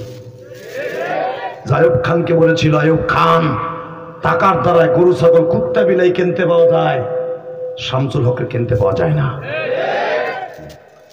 সেই এলাকার সন্তান আমি। আর আমার নানা ছিলেন আল্লামা শামসুল হক ফরিদপুরের ছাত্র। আমার নানা গোপালগঞ্জের মধ্যে নামকার একজন আলেম ছিলেন। আমার নানা, তার ঔরসের জন্ম আমার মা। আমার মায়ের নাম ছিল আম্বিয়া। কি নাম? জোরে কন। যদিও নামটা নবীদের জমা আম্বিয়া, এটা রাখা ঠিক হয় নাই, কিন্তু ওই জামানায় মনে আমার শুনছি আমার মায়ের দাদি রাখছে। দেখবেন অনেক মহিলাগুলো আম্বিয়া আছে না, আম্বিয়া বেগম,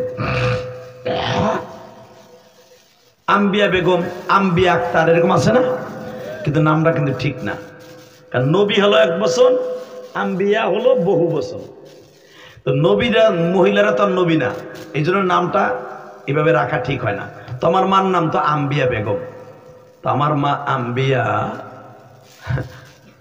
যুবক ভাই, আমার মা আমার কাছে কোরআন শরীফ পড়ছে। আমি আমার মায়ের শিক্ষক, আমি দিক দিয়ে আমি ধন্য। আমি আমার মাকে কোরআন শরীফ পড়াইছি বাজান। আমি যখন মাদ্রাসা থেকে আসতাম, আমার মা তো আমার নানার একমাত্র মেয়ে, তো আমার নানা বেশি আদর করে আমার মায়ের ঠিক মতো পড়াতে নাই কোরআন শরীফ। দেখবেন আলেমের সন্তান কিন্তু আলেমের কাছে পড়তে চায় না, কথা বল না কেন? এই জন্য দেখবেন কোন আলেমের সন্তান তার মাদ্রাসায় রাখে না, অন্য মাদ্রাসায় দেয়। আমি ছাত্র পালি, আমি 200-র উপর এতিম পোলাপান পালি, আমি ওয়াজের টাকা দিয়া এতিমখানা এলাকা আমার পোলারে পড়াই 15,000 টাকা দিয়ে আরেক মাদ্রাসায়। এলাকা আমার মাদ্রাসা ছাত্র, আমার মাদ্রাসা খায় ফিরি খায়, আমার পোলা 15,000 টাকা খরচ করি মাসে বোর্ডিং এ। তখন আমি পোলার মায়েরে কই, দেখো আল্লাহর কি খেলা, তোমার পোলার এখানে রাখলাম না কেন? আলেম হবে না, হাফেজ হবে না, কথা কন না কেন? এই যে আতাদুজ্জামান সাহেবের ছেলে মেয়ে দেখবেন, তার মাঝে রাখলে ভালো আলেম হবে না, এটা নিয়ম। বাসান আমার মা, আমার নানা ঠিক সেরকম ভাবে কোরআন শরীফ পড়ায় নাই। আল্লাহদের মেয়ে ছিল তো, আদরের মেয়ে। তো আমার মা যখন শুনতে পারছে, মরার মাত্র 1 বছর আগে, আলহামদুলিল্লাহ বলেন, আমি গর্ব করে বলতে পারি, টাঙ্গাইলের যুবক গর্ব করে বলতে পারি, কিয়ামতের মাঠে যদি আমার আল্লাহ জিজ্ঞেস করে, ইলিয়াস তুই কি লয়ে আইছিস? আমি কিচ্ছু আনি নাই, আমি আমার মায়ের শিক্ষক ছিলাম। এবং আমার মা এর বদৌলতে বলছিল, ইলিয়াস আমি তোর দুধের দাবি সাইরে দিয়ে গেলাম। আরো জোরে কন, আরো জোরে তাকানের দিকে। যে বছর আমার মা মারা যাবে, আমার মা যেদিন মারা যাবে, ঠিক ওই সময়টা ওই দিনকে সকাল বেলাও আমার মা আমার কাছে কোরআন শরীফ পড়ছে। আমি মারে রেখে চলে যাব মাদ্রাসায়, আপনার কষ্ট হইতেছে? মা ওয়াজ করতে কইছেন, আমার মারে দিয়ে আপনাকে একটু বুঝ দিয়ে যাই, খারাপ করবেন না তো মারে? হ্যাঁ, এগুলো হেদায়েতের কথা না? দেখ আমার মা কি মা, যেই সন্তানের মা ভালো ওই সন্তান ভালো। কথা কন না কেন? আমি যদি আমার মায়ের জন্য কাঁদতে পারি, তুই পারবি না ভাই? পারবি? টাকাই দিকে আমার মারে যেদিন আমি বিদায় দিয়ে চলে যাবো, ঠিক ওই দিনকে সকালবেলা আমার মা বলতেছিল, রে আমার আজকে একটা ছাপা পড়াও, তুমি আমারে পড়াও আলিফ লামের ওই যে তোমার যে আমপাড়ার যে পাতাটা আছে, আমপাড়ার যে এক পাড়া, ওইটা আমার মা বলতেছে, আমার মনে আছে সূরা মাউন থেকে নিয়ে নাস পর্যন্ত আমার মা জীবনের শেষ পড়া আমার কাছে পড়ছে। أرأيت الذي يكذب بالدين فذلك الذي يدعو اليتيم ولا يحض على طعام المسكين فويل للمصلين। আমি আমার মাকে এক একটা ভাঙ্গা ভাঙ্গা শব্দ দিয়ে পড়াইতেছি, আমার টাঙ্গাইলের ভাইরা, আমার মা পড়ে, আমি দেখতেছি আমার মা কান্দে। আমি জিজ্ঞেস করলাম, মা তুমি কান্দো কেন? আমি যখন খুলিয়া আইয়ুহাল কাফিরুন লাকুম দীনুকুম ওয়ালিয়া দীন এই শেষ আয়াতটা পড়াই, আমার মা দেখি বাজান রে মাজার ব্যথায় কাঁদতাছে। কারণ কেন কান্দে জানুনি? তখন আমার ছোট ভাইটা আমার মায়ের পেটে, অনেক সময় আমার মা বসে আছে, আমার মার বসে থাকতে পারতেছে না। আমার মা বলে, ইলিয়াস রে তুমি গোসলখানায় যাও, আমি একটু উঠি। মা আমার উঠে যাবে, আমি তো ভাবি নাই রে মা।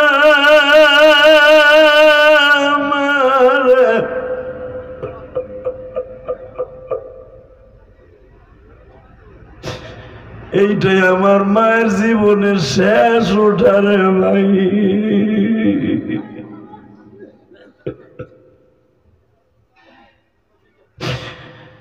আমার কলিজার টুকরা ভাইরা রে, ভাইরা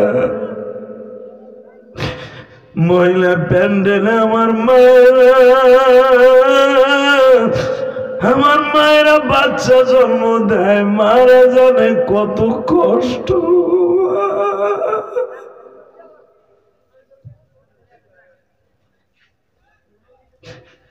মা আমার সামনে দিকে উঠে বাথরুমে চলে গেল, আমি গোসলখানায় চলিয়ে গেলাম। মা আমার জীবনের শেষ গোসল করাইয়া, আমার মা আমার জামা পরিধান করাইয়া, আমার হাতে কাপড় চোপড় গুলা ভাঁজ করে দিয়া মা আমারে বলে, ইলিয়াস রে আজকে যে সূরাগুলো আমারে পড়াইছো, তুমি ফিরা তারিখ মাদ্রাসা থেকে আসার পরে আমি তোমার এগুলো আবার শোনাবো। কিন্তু বাবা আমার মন বলতেছে তোমার সাথে মনে আমার দেখা হইবে না। আমি কি জানতাম আমার মা আমারে কি দিয়ে বিদায় দেয়? আমি যদি জানতাম রে ভাই, আমি অন্তত মারে রাইখে মাদ্রাসায় যাইতাম না। এই যে তোমরা দেখছো মেট্রিক পরীক্ষা দিছে একটা ছেলে, তার বাবা মেট্রিক পরীক্ষা দিতে যাওয়ার আগে দেখছো তোমরা ফেসবুকে আসছে, কোন দেশে জানি ঘটনা আমার একজন দেখাইলো। বাবাই বলছে, বাবা তুই পরীক্ষা দিতে যাইস না, তুই আমার আইয়া পাবি না। আব্বা আমি আসতেছি, আব্বা পরীক্ষা দিয়ে তাড়াতাড়ি আয়া পড়বো। পরীক্ষা দিয়ে দেখে তার বাবার দুনিয়ায় নাই। ইলিয়াসুর রহমান জিহাদি যদি জানতো তার মা চলে যাবে এইভাবে, অন্তত মারে রাইখে এইভাবে যাইতাম না। চলে গেলাম মাদ্রাসায়। 3 মাস পরে আমার কানে খবর গেল আমার মা দুঃখিনী আজকে দুনিয়ায় নাই। যুবক ভাইরে, আমার মায়ের একটা ওসিয়াত আমি তোমাদের কাছে শোনাই দিয়ে যাই। আমার মা সবসময় বলতো, ইলিয়াস রে যদি কোনোদিন টাকার মালিক হও, তুমি তোমার নানার মতো একটা মসজিদ মাদ্রাসা বানাইও। ও ভাই, আমার মায়ের ওসিয়াত পালন করতে যে 1 কোটি কোটি টাকা খরচ করে মসজিদ মাদ্রাসা বানাইছি। তোমাদের দাওয়াত দিলাম ঢাকা কেরানীগঞ্জ দেখে আইসো, বাবুবাজার ব্রিজের গোড়ে আমি কেন বানাইছি জানো নি আমার টাঙ্গাইলের ভাইরা? আমি আমার মাকে জীবনে এক খিলি পান খাওয়াইতে পারি নাই।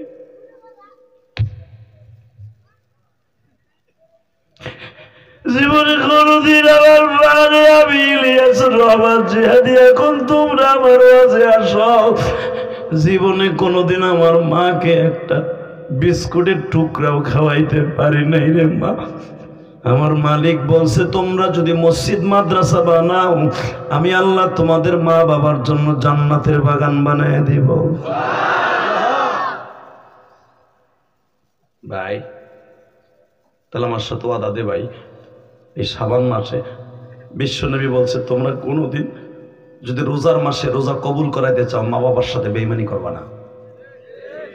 হ্যাঁ, আমার নবী রমজান মাসের প্রথম জুমা, বুখারীর হাদিস, বাবু সওম, রোজা তো হাদিসে নাই, কোরআনও নাই।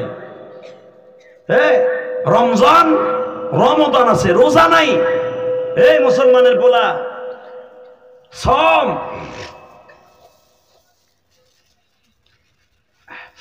রমজানের প্রথম জুমায় আমার নবী মেম্বারে উঠছে, মারহাবা বলেন। প্রথম মেম্বারে প্রথম তক্তায় পা দিছে, হাদিস আছে না? প্রথম মেম্বারে পা দিছে, প্রথম সিঁড়িতে, সিঁড়ি পর্যন্ত বাবা, মেম্বারের 3টা সিঁড়ি না, প্রথম সিঁড়িতে নবী পা রাখছে, জিবরাইল পাওটা চাইপে ধরছে, নবী আমিন করুন। আর আপনাকে কয় নাই, জিবরাইল নবীরে কইতেছে নবী আপনি আমিন বলেন। নবী বলেন আমিন কেন কব, আগে কও, আমি আমিন কইলেই তো কবুল হয়ে যাবে। এটা কি আমার উম্মতের জন্য দুঃসংবাদ না শুভ সংবাদ? আগে আমারে বুঝাই কও, তারপরে আমি আমিন কমু।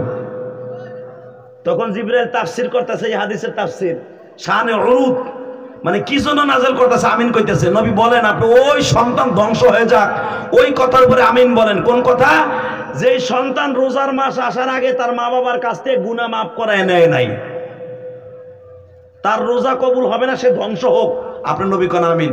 নবী পট করে বলে ফেলছেন আমিন। শুনছেন?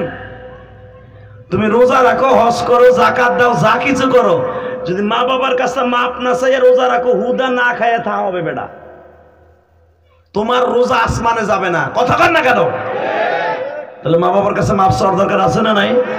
আজকে যারা আমার মাহফিলে আসছেন তোদের জন্য আজকে সুবর্ণ সুযোগ। এই যুবক, এই কোরআন বুকিনে বলে গেলাম তোদের জন্য আজকে গোল্ডেন একটা চান্স। তোদের রোজা ডাইরেক্ট কবুল হবে। কোনার কথাগুলো বন্ধ করতে পারলেন না লিটন ভাই আপনারা? রাস্তা একটা ওই পোলা বন্ধ দাঁড়ায় কথা বলতেছে, রাস্তার লোক যাইতেছে তো যাইতেছে না। এই এদিকে তাকাও, তোমাদের জীবনে একটা গোল্ডেন চান্স। জীবনের কোন রোজা কবুল না হলে আজকে রোজা কবুল হয়ে যাবে। এই বছরের রোজা কবুল হবে ইনশাআল্লাহ বলেন।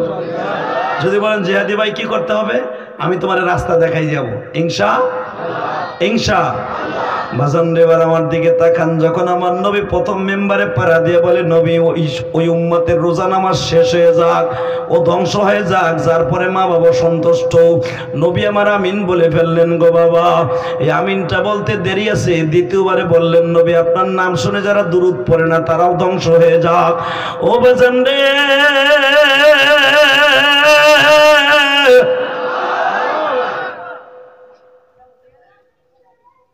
সঙ্গে সঙ্গে আমার নবী আমিন বলে ফেললেন। আমিন বলার পরেই নবী আমার সাহাবীদেরকে ডাকলেন, ডাইকে বলতেছে সাহাবীরা এই মাছটা যেরকম দামি, এই মাছটা ওদের জন্য কষ্টকর। কাদের জন্য? যারা মা বাপরে পাইয়া জান্নাত কিনে নিল না।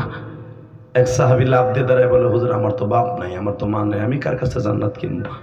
নবী বলে তুই যদি আমারে কস আমি কার কাছে কমো, আমারও তো মা বাবা নাই। এখন কানবেন। ওই সাহাবীর নবী বলেন আয় তুই আমার বুকে আয়, তুইও আল্লাহর কাছে কান, আমিও আল্লাহর কাছে কান দিই। ঠিক এরকম রোজার আগে আমার নবী ওই সাহাবীরে ডাক দিয়ে বুকের মধ্যে নিয়ে দুই গালে দুইটা চুমা দিয়া কয় তোরও বাপ মা নাই, আমারও বাপ মা নাই, কিন্তু মনে রাখবি রে সাহাবী আমার মা বাবা নিয়ে আল্লাহর ইখতিলাফ আছে।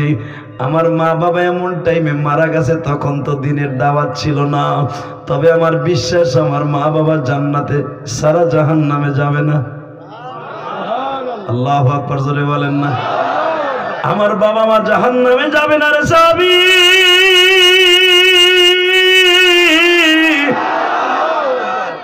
দুনিয়ার এত মা বাবা আমি নবীর কাছে কালেমা পড়লো, আমার বিশ্বাস হয় আমার বাবা মা আমার কাছে কালেমা পড়বো।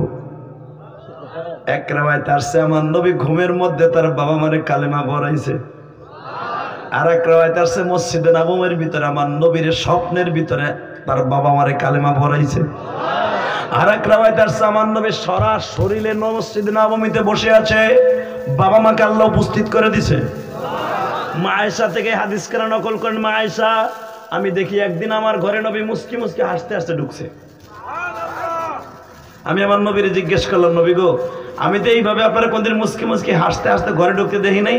বলে আয়েশা আমার জীবনের আজকে সবচেয়ে বড় একটা আশা পূরণ হয়েছে, কি আমার বাবা মার আল্লাহ মসজিদে নববীতে হাজির করে দিছে। তারপরে আমি আমার বাবা মারে নিজের হাতে কালেমা পড়েছি। এই জন্য হাদিসের প্রত্যেকটা কিতাবে আছে আমার বিশ্ব নবীর মা বাবাকে নিয়ে ইখতিলাফ আছে, তাদেরকে কাফেরও বলা যাবে না, মুমিনও বলা যাবে না, আল্লাহর পরে ছেড়ে দিতে বলেছে। মারহাবা বলতে পারলেন না? আল্লাহু আকবার জোরে বলেন তো। তবে জাতির পিতা ইব্রাহিমের বাবা মা ডাইরেক্ট মুশরিক জাহান্নামী। কষ্ট হইতেছে? আর মাত্র 5 মিনিট কথা বল। আরে হ্যাঁ 1.5 ঘন্টার উপর ওয়াজ হয়ে গেছে। ও বাবা চান্দু, একসাথে বলেন সর্বময় ক্ষমতার মালিক কে? আল্লাহ আছে না? আছে। রোজার মাস আসার আগে রোজা কবুল হওয়ার যত সিস্টেম আছে করতে রাজি আছেন না নাই? কে কে রাজি আছেন দেখে আল্লাহকে হাত ধরে দেখান তো। লিল্লাহি তাকবীর। আল্লাহ হাতগুলো আপনি কবুল করেন, এদেরকে জান্নাতি বানাই দেন। জোরে না আমিন। আরো জোরে না আমিন। নামান হাত। আমি যদি বলি দাদা ভাই রোজাটা কবুল যদি জীবনে একটা বছর কোনো রোজা কবুল হয়ে যায়, ওই লোকটা হাসতে হাসতে জান্নাতে যাবে। কেউ যদি 30টা রোজা রাখে সে পুরা বছর রোজা রাখার সওয়াব পাবে। পুরা বছর রোজা রাখে কেউ 30 দিন তাকবীরের সাথে জামাতে নামাজ পড়ে, তারাবি পড়ে, সে পুরা বছর রোজা রাখার সওয়াব পাবে, নামাজ পড়ার সওয়াব পাবে। তাহলে রোজা নামাজ করার দরকার আছে না নাই? দেখবেন রোজাও শুরু হইব, মগা বুড়ার বিড়িখোর আর গাঞ্জাখোরের ব্যারাম শুরু হইব। কথা কন না? এই রোজাটা না রাখার লেগে কত রাস্তাতে বাইর করবো রে।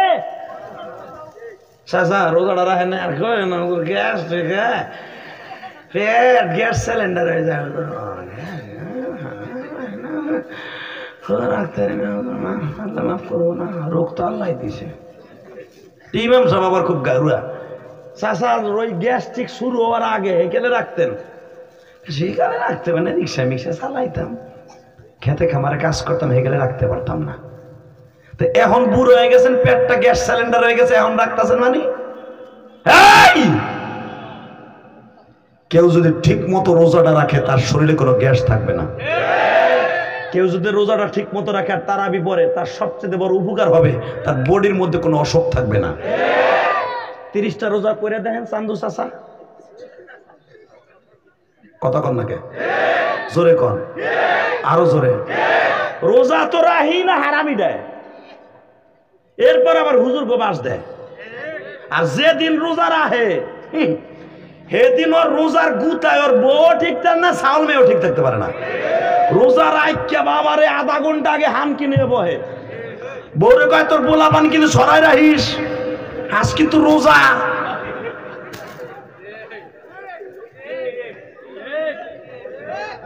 আমি আর ওয়াজই করব না, আমি টাঙ্গাইলে কথা কই নাই, আমি আর কেনে না কেনে কথা কই নাই। আমার এক রোজার মাসে তাফসির করতাম আগে মিরপুরে, কষ্ট হইতেছে। তাই ওই ও তাফসিরের ভিতরে অনেক প্রশ্ন দিত, এক মগার হোমগা আমার একটা প্রশ্ন দিছে, হুজুর বিড়ি দিয়ে ইফতারি করলে ইফতারি হয়ে বলে।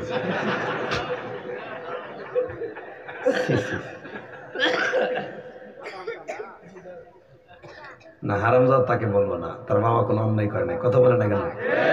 কত বড় হারাম খোর, ঠিক না? প্রশ্নটা করলি কোন জায়গায় বরান্ডা রাইখা আমার প্রশ্ন করছে আসাদুজ্জামান ভাই, কয় হুজুর বিড়ি দিয়ে যদি পানি পুনি না থাকে, আজান দিয়ে এলাইছে কোপ দিয়ে ধরায় যদি টান দেয় তাহলে কি ইফতারি হবে? চিন্তা করেন কত বড় ক্যাইসা বিড়ি করে, বিড়ি খোর। এখন মাসলা তো আছে ভাই, আপনার রোজা ইফতারি হয়ে যাবে, ঠিক না বেটি? তবে ইফতারি হারাম জিনিস দিয়ে করলে রোজা হবে না। কথা কন না কেন? এমন আল্লাহর ওলি হেনে আছে, আজানের আগ পর্যন্ত বিড়ির প্যাকেট ওর কাছে থাকে, সারাদিন খাইতে পারবো না, ভিতরে কাজ আদায় করে একটার পিছনে আর একটা দৌড়ায়, মানে একটা টানতাছে ওই ওই আগুন দিয়ে আর একটা দৌড়ায়, কারণ সারাদিন খাইতে পারবো না। কথা কন না কেন? সি সি সি সি, খালি বিড়ি ঘোরা তা না, পান ঘোরাও তো একই সিস্টেম। পান একটা হান দিছে, একটা আছে, আর একটা বাউ করে তোয়, কালকে রাত্রে তো আর দিনে খাইতে পারবো না। কথা কন না কেন? পানের কপালে জুতার বাড়ি। এই বেটা, এই ভালো করে বুঝো, রোজার মাসে যদি সমস্ত পানাহার থেকে বিরত থাইকা আমার আল্লাহকে সন্তুষ্ট করার জন্য ঠিক মতো রোজাটা রাখতে পারেন, আমার রাসূল বলেছেন, মান সামা রমাদানা ঈমানান ইহতিসাবা গুফিরা লাহু মা তাকাদ্দামা মিন যামবিহি ওয়া মা তাআখারা। শেষ পর্যন্ত, শুরু থেকে শেষ পর্যন্ত যারা 30টা রোজা রাখবে, আমি নবী গ্যারান্টি দিলাম, মান সামা রমাদানা ঈমানান ইহতিসাবা, রোজা রাখার যে কোয়ালিটি সেটা পুরা করলো, তার জীবনের আগের সামনের সব গুনাহ মাফ হয়ে গেল।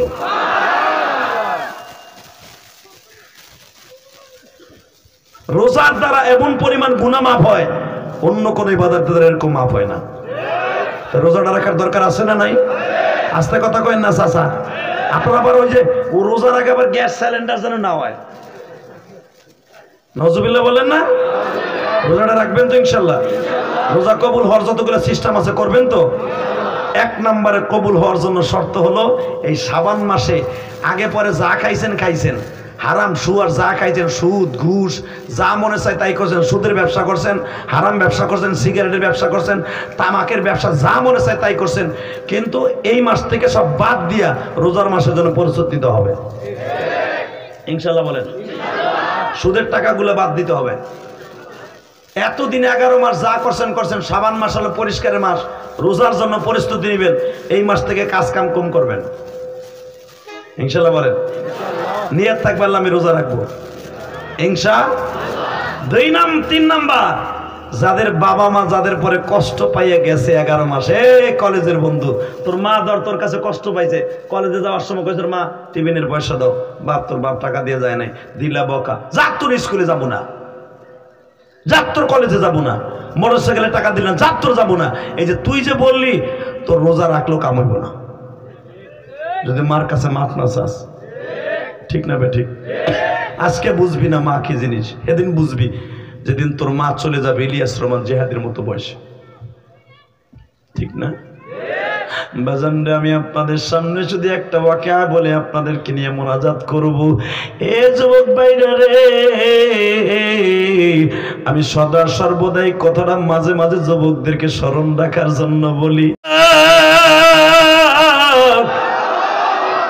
মা এমন একটা মেডিসিন রে মা, জীবনে কোনোদিন কষ্ট পায় কারো ব্যাংকে কষ্টটা জমা রাখে না, পোলার বউ কষ্ট দেয় কারো কাছে নালিশ করে না, ছেলেতে মায়ের মারে জীবনে কারো কাছে কয় না মা। রংপুরের একটা ঘটনা তোমরা আমার কাছ থেকে মাঝে মাঝে ওয়াজে শুনছ, রংপুরের যুবক নেশা করত, হঠাৎ করে মার কাছে বলছে মা আমার নেশার টাকা দে, মা বলে আমি রোজা নামাজ করি, আমি তোরে কোনোদিন নেশার টাকাটা দিব না। সঙ্গে সঙ্গে বলে টাকা দিবি না তাহলে আলমারির চাবি দে, আমি নিজে খুলিয়া নেই। মা বলে আমি তারপরও তোরে কোনোদিন এই নেশার টাকা করার জন্য আমি তোরে চাবিটাও দিব না। সঙ্গে সঙ্গে বলে চাবি দিবি না, রাত্রে তোর কাছ থেকে টাকা নেয়ার জন্য, চাবি নেয়ার জন্য যা দরকার আমি করব। এ আমার টাঙ্গালের যুবক ভাইরা রে, মা কারে কয়লে মা যখনই বলছে আমি তোর কাছ থেকে চাবি নিতে যাইয়া তোরে মার্ডার করব, মা তো কল্পনাও করে নাই আমার আনোয়ার কোনোদিন আমারে জবাই দিতে পারে। বাজানরে পাটগ্রাম থেকে, রংপুর পাটগ্রাম থেকে নেশা করে আসিয়া পাটগ্রাম থেকে একটা ধারালো চাকু কিনে নিয়ে বাসায় আসছে। জনম দুঃখিনী মা,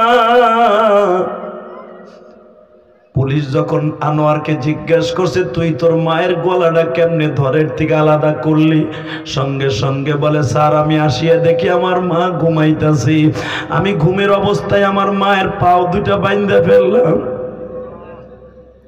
এরপরে কি করলি? আমি হাত দুইটা বেঁধে ফেললাম। এরপরে কি করলি? তদন্ত শিখে বলে স্যার শুনবেন, তারপরে আমি জানোয়ার আনোয়ার থেকে জানোয়ার হয়ে গেলাম কেমনে? আমি তো নেশা করে আমার মাথা ঠিক নেই।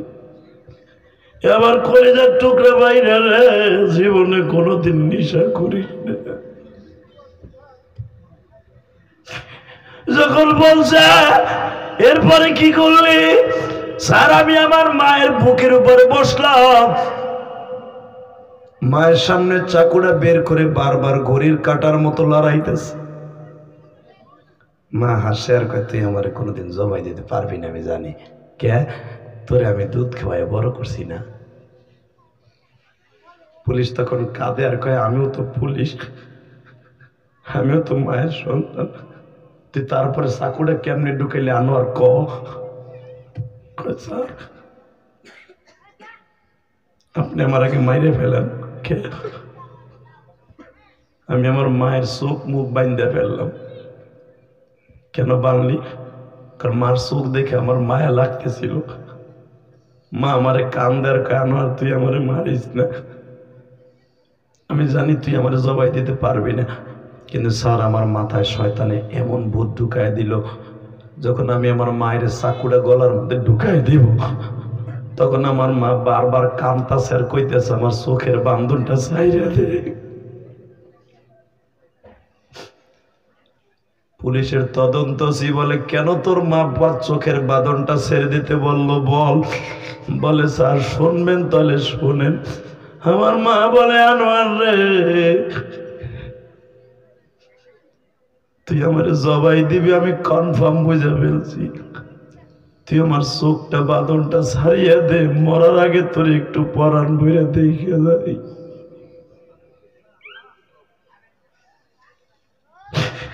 আমার টাঙ্গাইলের কলেজার টুকরা বাইরে,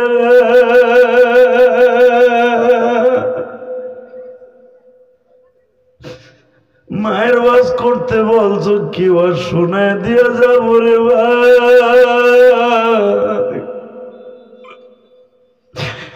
এই যে আমার লিটন ভাইয়ের বাবা নাই গো,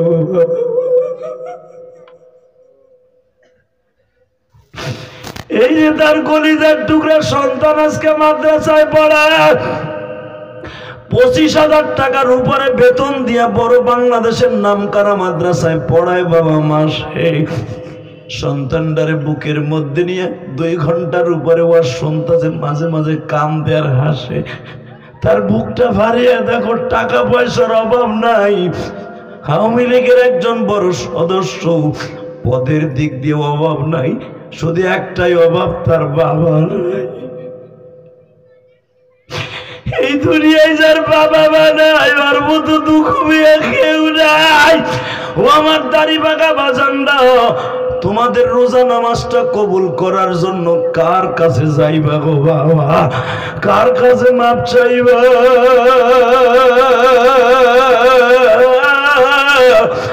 ও আমার মায়েরা, কার কাছে মাপ চাইবা?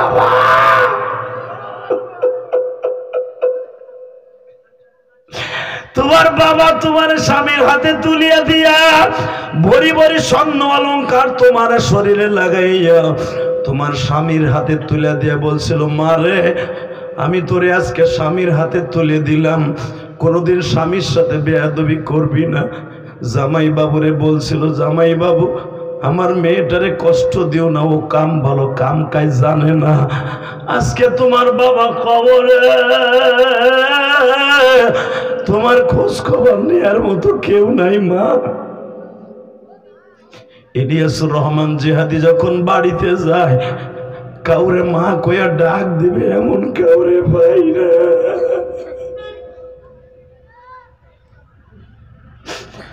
আল্লাহ তুমি দেখো যারা এখানে বসে কান্দে, প্রত্যেকটা যুবকের জীবনটাকে সুন্দর করে দাও। তদন্ত জিজ্ঞেস করে, তারপরে মায়ের চোখের বান্ধনটা খুললি কি না? না স্যার আমি খুলি নাই। এরপরে কি করলি? আমি যখন চাকু দিয়ে মার গলার মধ্যে পোষ দিলাম, মা আমার লাভ দিয়ে উঠিয়ে কয়, আমি তোরে বরদোয়া দিয়ে গেলাম, আল্লাহ যেন তোরে ধ্বংস করে ফেলে।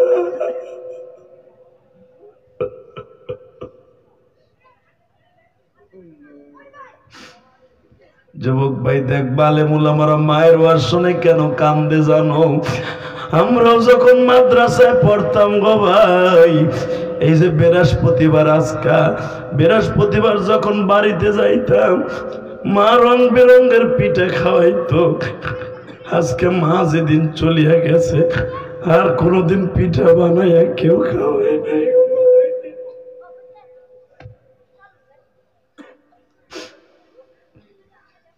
তাহলে আমার সাথে ওয়াদা দাও, 12টা বাজতে 10 মিনিট বাকি আছে, 30টা সেকেন্ডে একটা যুবক লাভ বেদারে বলতে পারবি তোর জীবন চলে গেল রমজান মাসের আগে বাবার হাত পাও ধরে মাফ চাইয়া রোজাটা কবুল করাবে? রাজি আছোস না?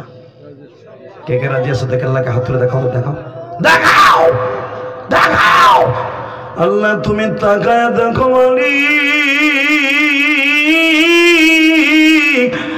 হাজার হাজার মানুষ কান্দে, রমজানের কয়েকটা দিন বাকি আছে, জীবনে কোনোদিন মা বাবারে কষ্ট দিবে না, জীবনে কোনোদিন একটা রোজা ছেড়ে দিবে না, জীবনে কোনোদিন তারাবি ছেড়ে দিবে না। আল্লাহ কবুল করে আল্লাহ। শুধু আমার সাথে ওয়াদা দে, যাদের চোখে আমি পানি দেখছি, যাদের বাবাই মাঠের মধ্যে আছে, এই হাজার হাজার মানুষের সামনে তুই আমার প্রমাণ করে দিবি তোর রোজা কবুল হবে, আমি গ্যারান্টি দিয়ে গেলাম। যুবক যাদের বাবাই মাঠের মধ্যে আছে, হুজুর আমার বাবাই মাঠে আছে, আমি জানি, আমরা দুই বাপটা একসাথে ওয়াজ শুনতে আসছি এখানে। যাদের বাবাই মাঠে আছে, তুমি যখন জানতেছো, দেখি দাঁড়াও তো, কার কার বাবাই মাঠে আছে? দাঁড়াও তো, দাঁড়াও, দাঁড়া, চোখ ভরা পানি থাকবে এখন। দাঁড়া, কার কার বাবাই মাঠে আছে? দাঁড়া, কার কার বাবা আছে? দাঁড়া। যুবক কলেজের বন্ধুরা, তোর বাবা মাঠে নাই ভাই? দাঁড়া ভাই, দাঁড়া। কলেজের বন্ধুরা দাঁড়া, তোর বাবাই মাঠে আছে না ভাই? একটু দাঁড়া, একটু দাঁড়া। যাদের বাবাই মাঠে আছে দাঁড়া, কার কার বাবাই মাঠে আছে? এই যে ছেলেগুলো দাঁড়াইছে, বাপগুলো দাঁড়ান, বাপগুলো দাঁড়ান, বাবাগুলো দাঁড়ান। এ বালেক পুরুষ নাই পেলাই তো না, বালেক ছেলেগুলো দেখতেছে। এই মগা কলেজের বন্ধুরা, তোর বাপ নাই মাঠে? এই তোর বাবাই মাঠে নাই? দাঁড়া, কলেজের বন্ধুরা, বাপটা লয়ে দাঁড়া। হতবাগা যুবক দাঁড়া, বাপ রেলে দাঁড়ান। যেই ছেলেগুলো দাঁড়াইছে বাপগুলো দাঁড়ান, বাবাগুলো দাঁড়ান, বাবাগুলো দাঁড়ান না কেন? আমি 30টা সেকেন্ডে, যুবতী মা, তোমার মা যদি মহিলা প্যান্ডেলে থাকে, মা তোমার মারে নিয়ে তুমি দাঁড়াও মহিলা প্যান্ডেলে। মা তুমি এখন রাবেয়া বস্ত্রী হয়ে যাবা, আমি বলার সঙ্গে সঙ্গে তোমার বাবারে বুকের মধ্যে নিয়ে চিল্লাবার কামবা। কারো রোজা কবুল না হলে তোর বাবার রোজা, তোর রোজা কবুল হবে। ধর বাপরে, ধর, বুকের মধ্যে ধর, ধর, কামতে থাক যুবক, কামতে থাক। এই দেখ লিটন ভাই তার কলেজের টুকে সন্তানের দোয়া দিয়ে দেন এই হাজার হাজার অংশের সামনে। আপনার সন্তান আলেম হবে, আমি বলে গেলাম, ধরে কাঁদতে থাকেন, কাঁদতে থাকেন আর বলতে থাকেন। যুবক সারিসটা, বাবার বুকটা সারিসটা, বাবার বুকটা সারিসটা, রাই বাবার বুকটা সারিসটা। তোর বাবা এইভাবে কত বুকি নিয়ে তোর চিল্লাইছে আর কাঁদছে, কত দৌড়ে দৌড়ে তোর ডাক্তারের কাছে লয়ে গেছে, পুরাটারে বুকের মধ্যে নিয়ে কান্দেন আর বলেন, মালিক রে,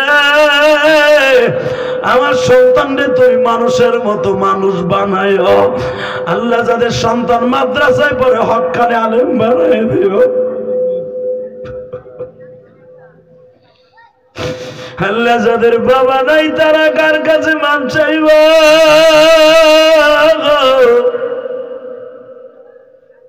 আল্লাহ আমার দাড়ি পাকা বাজানদের বাবা নাই, এরা কার কাছে মাপ চাবে? এদের রোজাগুলা কবুল করে নিও আল্লাহ। তারা তোমার কাছে মাপ চাইছে, বাবার কাছে মাপ চাইছে বইয়া বইয়া। আল্লাহ এদের রোজাগুলা কবুল করে নিও, জোরে করে আমিন। বসেন।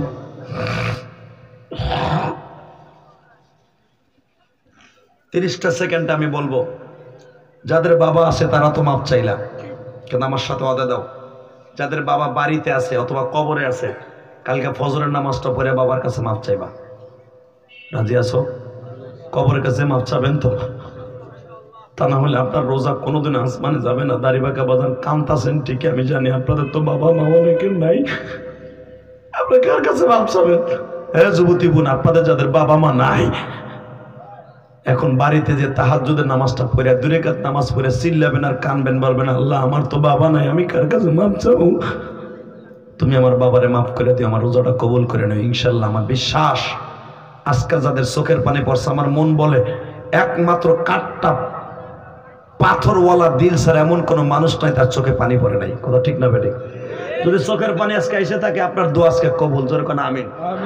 দোয়াটা কবুল হোক, রোজাটা কবুল হোক ইনশা। তাহলে যাদের বাবা বাড়িতে আছে মাফ চাই নিবি তো যুবক? ওয়াদা দে ভাই, ওয়াদা দে। বাবার কাছে মাফ চাবি তো, মার কাছে মাফ চাবি তো ইনশা। আমি ওয়াদা দিলাম, যারা বাবার কাছে যে বাড়িতে মাফ চাবি, যদি আল্লাহ আমাকে জান্নাত দেয় তোরে লয়ে যাবো। আমি ওয়াদা করে গেলাম, যা। এরকম বন্ধু পাবি না, বক্তা পাবি, ওয়াদা করা পাবি না। আমি ওয়াদা করে গেলাম, আমি মায়ের পাগল বক্তা। আমার ওয়াজ শুনে ইউটিউবে যেমন কান্দোস, বাস্তবে যারা কাঁদছো, বাবা মার কাছে যারা বাড়িতে যে মাফ চাবি, এ যুবক ভাই আমি তোর বন্ধু হয়ে গেলাম। কিয়ামতের মাঠে যদি আল্লাহ আমাকে জান্নাত দেয়, আমরা একসাথে যাব ইনশা। এই সভাপতি গেল, তুই জান্নাতে যাবি ইনশা। যাবি না? আল্লাহ সবাই কবুল করুক, জোরে কোন আমিন। তাহলে 5 ওয়াক্ত নামাজ পড়বা তো, স্ত্রীকে পদরে রাখবা তো, 30টা রোজা রাখবা তো, 30 দিন তারাবি পড়বা তো। আমিও দোয়া করে গেলাম, তোমরা যারা পরীক্ষার্থী এসএসসি অথবা এইচএসসি, আল্লাহ যেন তোমাদের সবাইকে, ওই দেখো ছেলেটা মনে হয় বাবার কাছে লাস্টে যে মাফ চাইতেছে।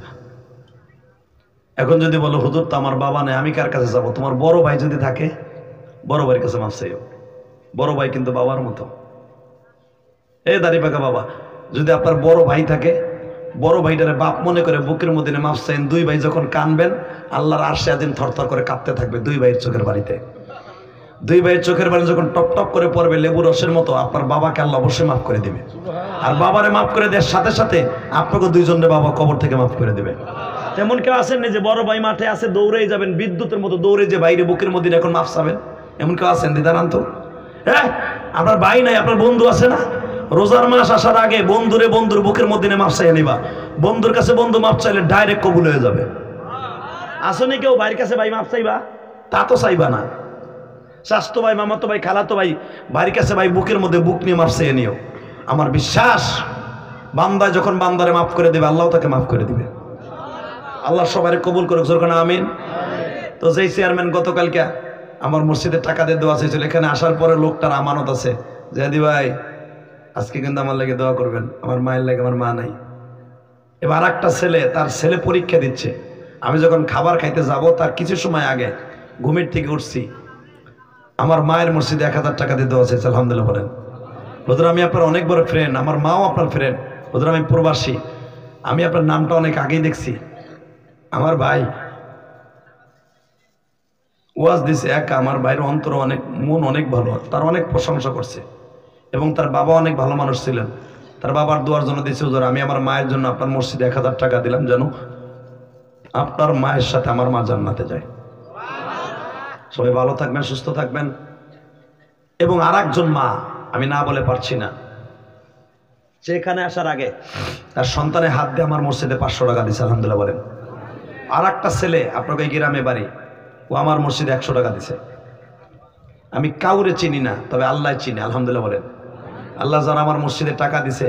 আর একটা কথা বলে দিয়ে যাই, আপনার কিচ্ছু দিতে হবে না, শুধু দোয়া করবেন। আমার মসজিদ 2 তলা কমপ্লিট, 3 তলার কাজ চলতেছে। আল্লাহ রসুল বলছেন, যারা মসজিদে 1 বস্তা সিমেন্ট দেয় সেও জান্নাতি, যে 2 বস্তা সিমেন্ট দেয় সেও জান্নাতি, যে 1 কোটি টাকা দেয় সেও জান্নাতি। তাহলে এরা তো আমারে দেয় নাই, দেশে মসজিদে, তাই না? আল্লাহ যেন তাদের সবাইকে মাফ করে দেয়। পৃথিবীর যে প্রান্তেই হোক, মসজিদ মাদ্রাসা বেশি বেশি দান করবেন। এই যে হুজুরের মাদ্রাসা আছে, এখানে আরো অনেক মাদ্রাসা আছে, সব মাদ্রাসা যে যখন পারেন দান করবেন। দেখবেন এই রোজার মাস আসতেছে, প্রাণ ভরে দান করবেন। ইনশাল্লাহ আপনার মাও জান্নাতি, আপনিও জান্নাতি। আল্লাহ এখানে আসার আগে যে যুবকগুলা, গতকালকে মহিলারা, আপনি শুনলে আশ্চর্য হয়ে যাবেন, মহিলারা টাকা উঠাইয়া, আমি বলার আগেই, কারণ গতকালকে মাহফিলে কোনো কালেকশন ছিল না, হাজার হাজার টাকা ব্যাগের মধ্যে উঠাইয়া মোনাজাতের আগে বলে, ইলিয়াস রহমান জিহাদির মায়ের মসজিদ মানে আমাগো মাদের মসজিদ। কারণ মসজিদ এখন আমার না, সারা দুনিয়ার মানুষের মসজিদ। আর আমার ওয়াজের সমস্ত টাকাগুলো মসজিদে যায়। আলহামদুলিল্লাহ বলেন না? আপনি দেখে আসবেন আমার মসজিদ। এবং আমার মতো বক্তা আপনি লস নাই, কারণ আমার টাকাগুলো আল্লাহর ঘরে যায়, মাদ্রাসা মসজিদে খরচ হয়। তো মহিলারা গতকালকার টাকা উঠাইয়া ব্যাগের মধ্যে করে মোনাজাতের আগে পাঠাই দিছে। আমি দোয়া করি আমার ওই মায়েদের জন্য এবং আমি দোয়া করি ওই মায়ের জন্য যেই মা এখানে আসার আগে আমার লিটন ভাইয়ের বাসা থাকা অবস্থায় আমার মসজিদে টাকা দিয়েছে।